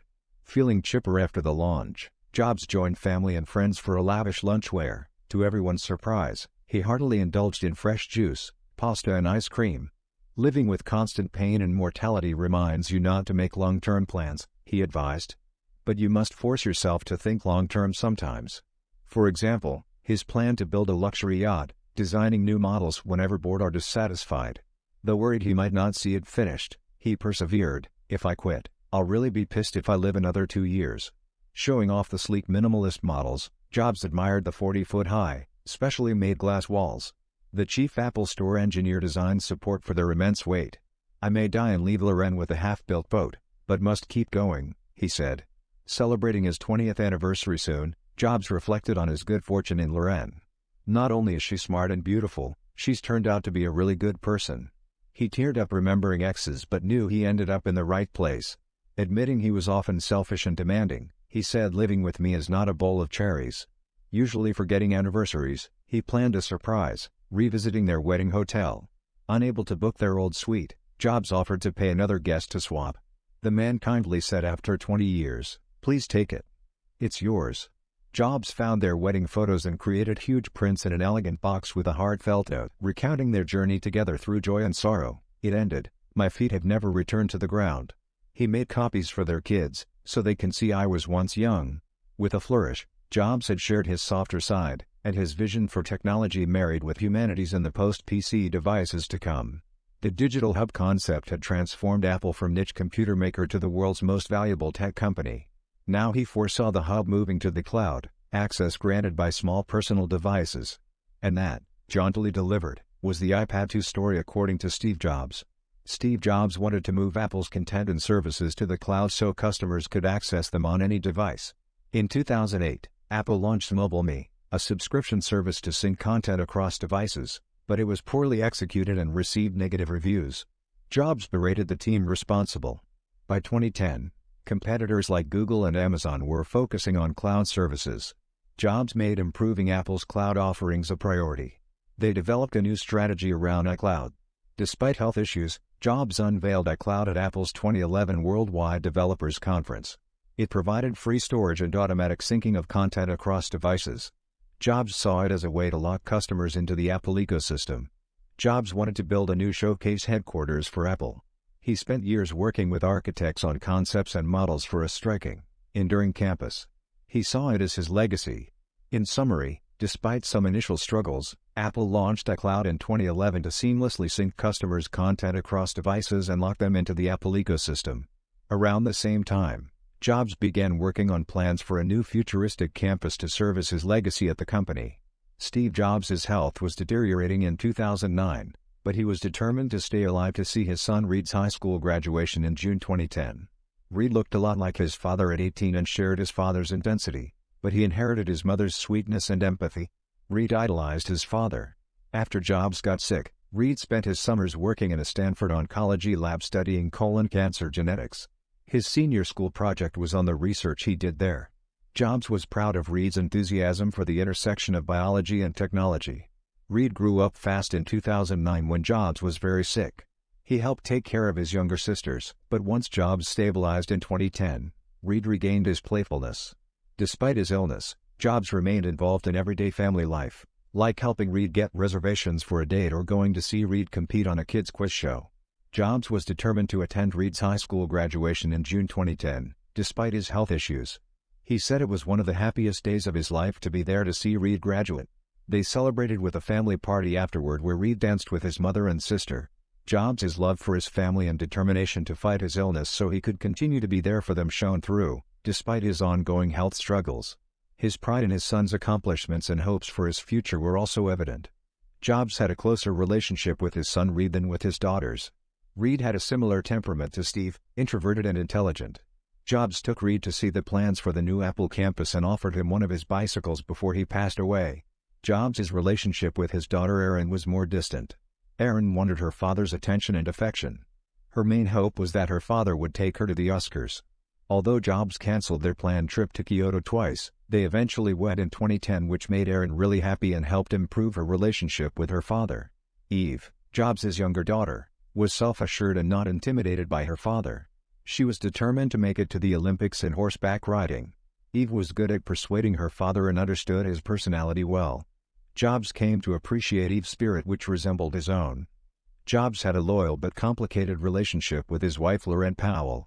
Loren weighed in on business and family issues. She co-founded College Track, an organization helping disadvantaged kids. Although Jobs admired her work, he was generally dismissive of philanthropic work and never visited her centers. In 2010, the White House wanted to arrange a meeting between President Obama and Jobs. Although Jobs was initially reluctant, he agreed to meet Obama for 45 minutes. Jobs criticized Obama for being business unfriendly and warned him he was headed for a one-term presidency unless that changed.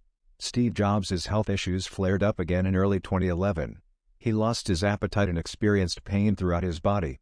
Despite tests finding no new tumors, he knew the cancer had returned. By Christmas 2010, Jobs was down to 115 pounds, over 50 pounds below his normal weight. Though his mood improved briefly during the holidays, it was clear this was not just a temporary issue. In early 2011, new tumors were detected and his doctors struggled with how much drug therapy his frail body could handle. The pain from the cancer and treatments suppressed his appetite, and his health issues made it harder to gain weight and strength. His poor digestion and liver transplant also made it difficult to absorb nutrients and fight infections.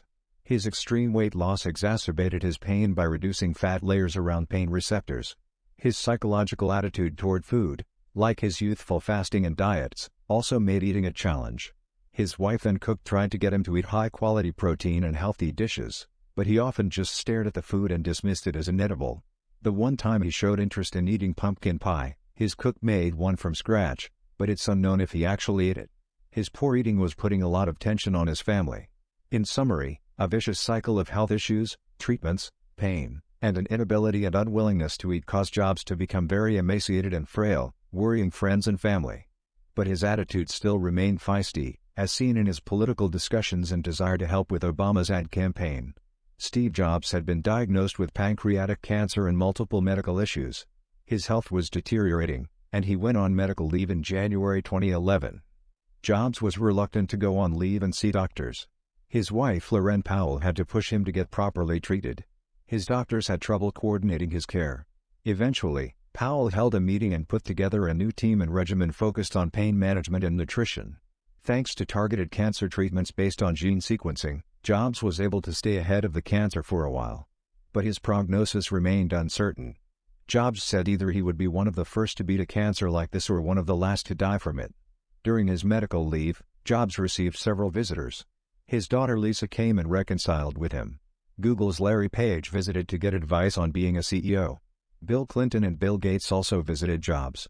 Gates and Jobs had a complex, decades-long relationship as tech rivals and partners. Gates expressed amazement at Jobs' continued work on improving the iPad, even while sick. Gates visited Jobs at his home, though Jobs wasn't feeling well enough to meet one day. In summary, despite his health issues, Jobs continued working and pushing forward with Apple as much as he could. But he started coming to terms with his mortality and sought to resolve relationships in his life. Steve Jobs and Bill Gates spent over 3 hours together in Jobs' living room reminiscing. Gates said Jobs looked healthier and more energetic than expected. They discussed education and how technology could help. They also talked about their families. Jobs had many plans for new products, including electronic textbooks, advanced iPhone cameras, and an easy-to-use TV. However, by July 2011 his cancer had spread and he was in a lot of pain, had little energy, and could barely eat. In August 2011, Jobs asked the author to visit. Jobs showed him photos from his life, including of his father. Jobs said his father was proud of him. Jobs and the author discussed people from Jobs' past and what they now thought of him. Jobs said anyone could make great products the way Apple did, not just him. Jobs said he was disappointed in Obama's leadership but that he himself never had trouble offending people. Jobs said he was initially worried about cooperating with the book but wanted his kids to know him and wanted to make sure someone got his story right. He knew there would be parts he wouldn't like but said that was good so it wouldn't seem like an in-house book. As Jobs' health got worse, he knew he had to resign as Apple CEO. He wanted to show how to do a transfer of power right. He decided to resign at the August 24 board meeting and arrived by wheelchair, a surprise to most board members. Steve Jobs' intensity and perfectionism shaped his personality and the products he created. He saw the world in binary terms: things were either brilliant or terrible, with no in-between. Jobs believed in end-to-end integration of software and hardware in his products. He wanted Apple to control the entire experience from device to software to content. This led to a closed system with tight control, unlike the open systems of Microsoft and others. Though a closed system gave Apple a small market share, it allowed them to maintain huge profit margins. It also allowed for seamless integration across devices, as with the iPod and iTunes. The closed system approach eventually led to Apple overtaking Microsoft. Jobs' control and integrated approach produced simple, elegant products but also aggrieved those who wanted more open systems and control. Critics argue that Jobs delighted users but did not empower them. He created sterile appliances tethered to a network of control. In summary, Jobs' personality, perfectionism, and desire for end-to-end control shaped both the products he created and the criticism he faced. His approach led to singular devices but also a lack of user empowerment in the eyes of critics. Overall, his legacy is defined by this debate over open versus closed systems and the simple, integrated devices he built. Steve Jobs was obsessed with creating innovative products that provided great user experiences. He didn't care as much about profits or openness. Jobs believed in focusing on what customers will want in the future rather than just giving them what they ask for now. He said people don't know what they want until you show it to them. Jobs aimed to create products that combined humanities and science, with a touch of magic. He said great artists and engineers have a desire for expression. Jobs saw computers as a tool for human creativity and self-expression. He believed in integrating hardware, software, and content to provide the best experience. Jobs felt Apple exemplified the Silicon Valley spirit of innovation during different eras. He said Apple has stood the test of time in continuing to pioneer new products. The summary highlights Jobs' vision to create simple but innovative products that enabled human creativity, his futuristic approach to product design, and his belief in Apple as an enduring Silicon Valley innovator. Here's a summary. It's easy to criticize Microsoft but it's hard to build a company that lasts. Steve Jobs has a grudging respect for what Bill Gates built, even though he thinks Microsoft's products were never innovative or ambitious enough. Gates was more focused on business than products. He ended up the richest man in the world but Jobs wonders if that was really his goal. Jobs enjoyed working with Gates, who was bright and funny, But Microsoft never valued the humanities and liberal arts.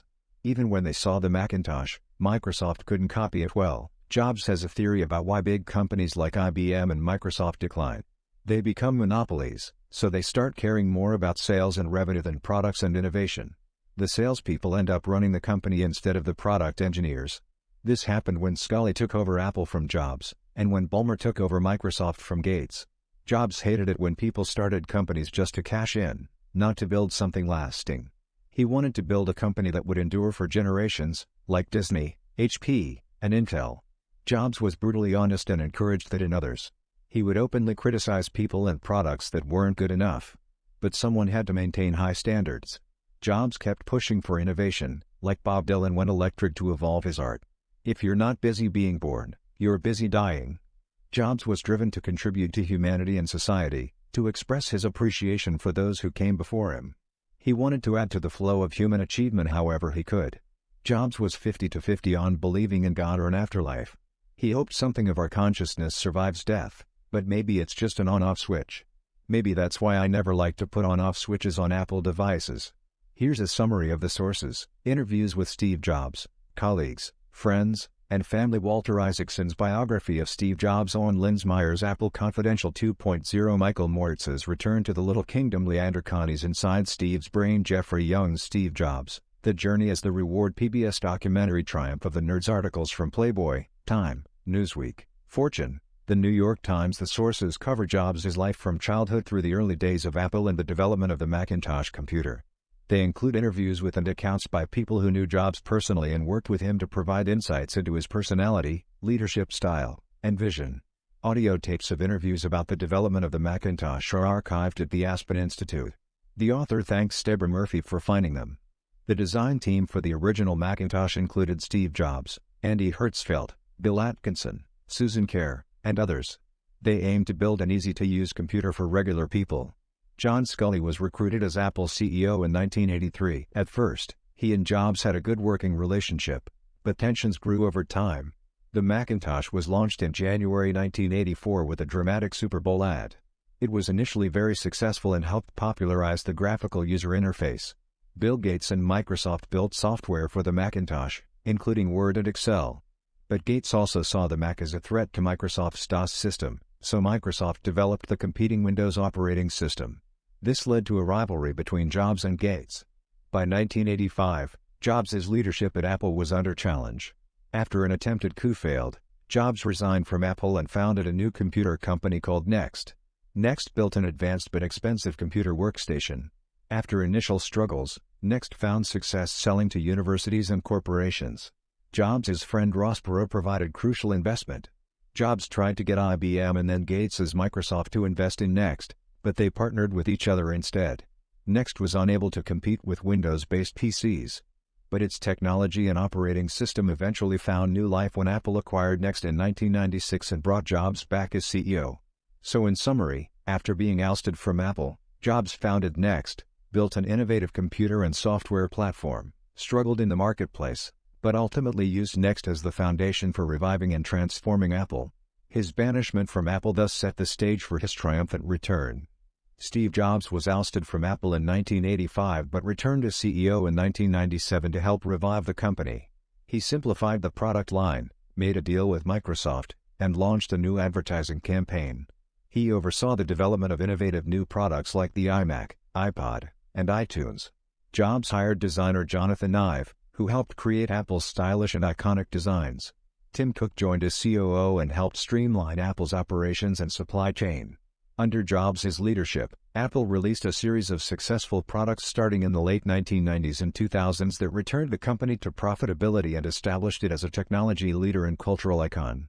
Here's a summary of the book excerpt in 4 parts. Part 1, The Customer Experience and Store Design, Chapters 1-2. Steve Jobs focused on creating a great customer experience in Apple stores. He wanted them to become destinations where people would linger and community would form. The first 2 stores were designed by Ron Johnson with stone, wood, steel, and glass. They featured genius bars, theaters, and kids zones. The open space allowed customers to touch and play with products. Part 2, The Digital Hub Strategy and iPod, Chapters 3, 5-6. Steve Jobs envisioned Apple as a digital hub for various devices. He introduced iTunes and the iPod in 2001 to kick off this strategy. The iPod was a pivot from digital cameras and MP3 players. Jobs focused on its simplicity, small size, and 1,000 songs in your pocket message. It was a cultural phenomenon that reinvigorated Apple. Part 3, iTunes Store and Music, Chapters 7-9. Jobs made deals with record labels to launch the iTunes Music Store in 2003. It offered 99-cent songs and became the top music retailer in the U.S. Jobs viewed the store as a way to sell iPods. He persuaded wary record labels by arguing it would revive the industry and shut down piracy. The store became the model for future Apple content stores. Part 4, Pixar, 21st Century Max, and the iPhone, Chapters 10-11, 15, 19. Jobs bought Pixar in 1986 and stayed CEO after returning to Apple. Pixar released hit movies like Toy Story, and Jobs managed creative differences. Disney bought Pixar in 2006, making Jobs Disney's largest shareholder. The iMac, released in 1998, marked Apple's return to relevance. Sleek designs and the switch to Intel processors revived the Mac. The iPhone, introduced in 2007, was a revolutionary touchscreen smartphone. It featured multi-touch, visual voicemail, and a desktop-class email app. The iPhone propelled the post-PC revolution and became Apple's most successful product. Here is a summary of the sources. Grossman argues the iPad is an oversized iPod Touch that is unnecessary but will still appeal to Apple diehards. Lyons says the iPad is disappointing and underwhelming, lacking features and connectivity of a real computer. A Fortune TechMate debate finds the iPad useful for niche activities like gaming and reading, but it won't replace full-featured computers. Wozniak praises the iPad and says it could replace 90% of computers. The White House embraced the iPad when it launched in 2010. Nur compares the iPad launch to the stable boy who only shovels manure but dreams of grandeur. Interviews indicate Jobs carefully controlled advertising to focus on products, not corporate brands, and he worked closely with ad executives like Lee Clow to produce iconic ads. App developers said Jobs demanded high quality and ease of use, providing strict guidelines and personal feedback. Publishing executives said Jobs pushed companies to adapt to digital distribution, as with his proposal of an iTunes subscription model, though some disputes remained regarding revenue shares. Several articles described these tensions. Google's open model conflicted with Apple's closed system.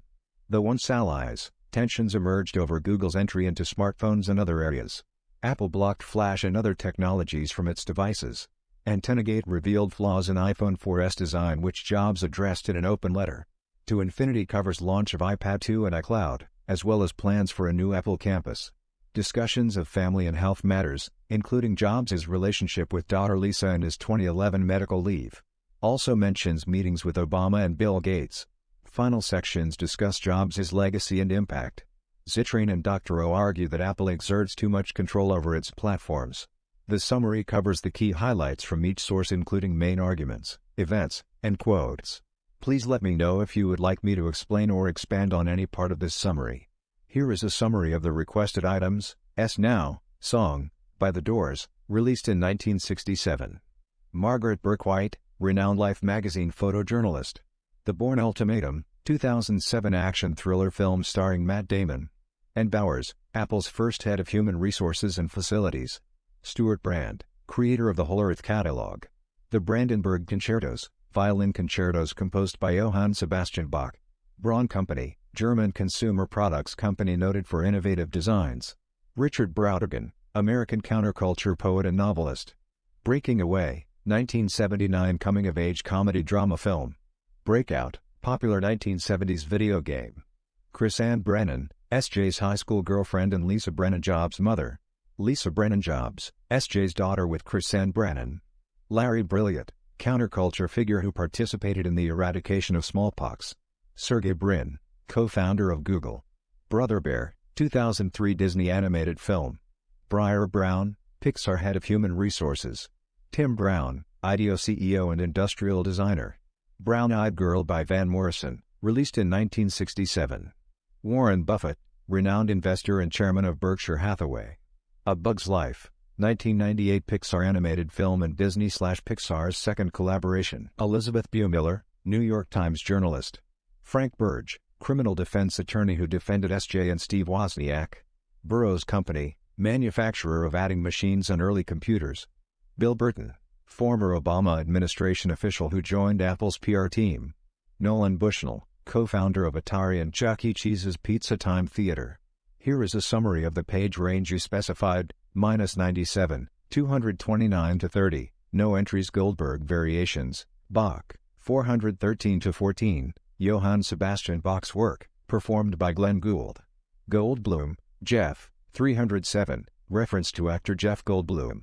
Goldline, song, 500, song by the Yeah Yeah Yeahs, used in iPod Nano commercial. Goldman Sachs, 270, investment bank, underwriter of Apple's IPO. The summary goes on to list other entries from GJ, including details on Steve Jobs' early life, family, belief in Buddhism and meditation, founding of Apple, work on the Macintosh computer, ouster from and return to Apple, work on iMac, iPod, iTunes, iPhone, and iPad, battle with cancer, and legacy. Here's a summary of the key points about Steve Jobs. Steve Jobs was adopted and struggled with a sense of abandonment in his youth. He had an eccentric and stubborn personality. Jobs became interested in electronics at a young age and built his first device, a frequency counter, as a teen. He attended Reed College but dropped out after one semester. Jobs traveled to India in 1974 seeking spiritual enlightenment. He returned with a shaved head and continued experimenting with psychedelics. Jobs co-founded Apple Computer with Steve Wozniak in 1976. Their first successful product was the Apple II personal computer. Jobs was obsessed with creating elegant and simple user experiences. Jobs was forced out of Apple in 1985 after power struggles and clashes with CEO John Sculley. He founded Next Computer, which was ultimately acquired by Apple in 1997. Jobs returned as CEO and revitalized the company. Under Jobs, Apple pioneered iconic products like the iMac, iPod, iPhone, and iPad. Jobs was a visionary and perfectionist, closely overseeing all aspects of product design. Jobs delivered memorable and inspiring keynote speeches announcing Apple's new products. He secured Apple's position as a leader of the personal computing and mobile revolutions. Jobs struggled with health issues and pancreatic cancer in his later years but continued working until the end of his life. He died on October 5, 2011 at the age of 56. Jobs was seen as an influential figure who reshaped multiple industries. Jobs was a complex figure who was at times arrogant and cruel but also inspiring and visionary. He crafted Apple into one of the world's most valuable companies and designed products that fundamentally changed the daily lives of millions. Book link click here.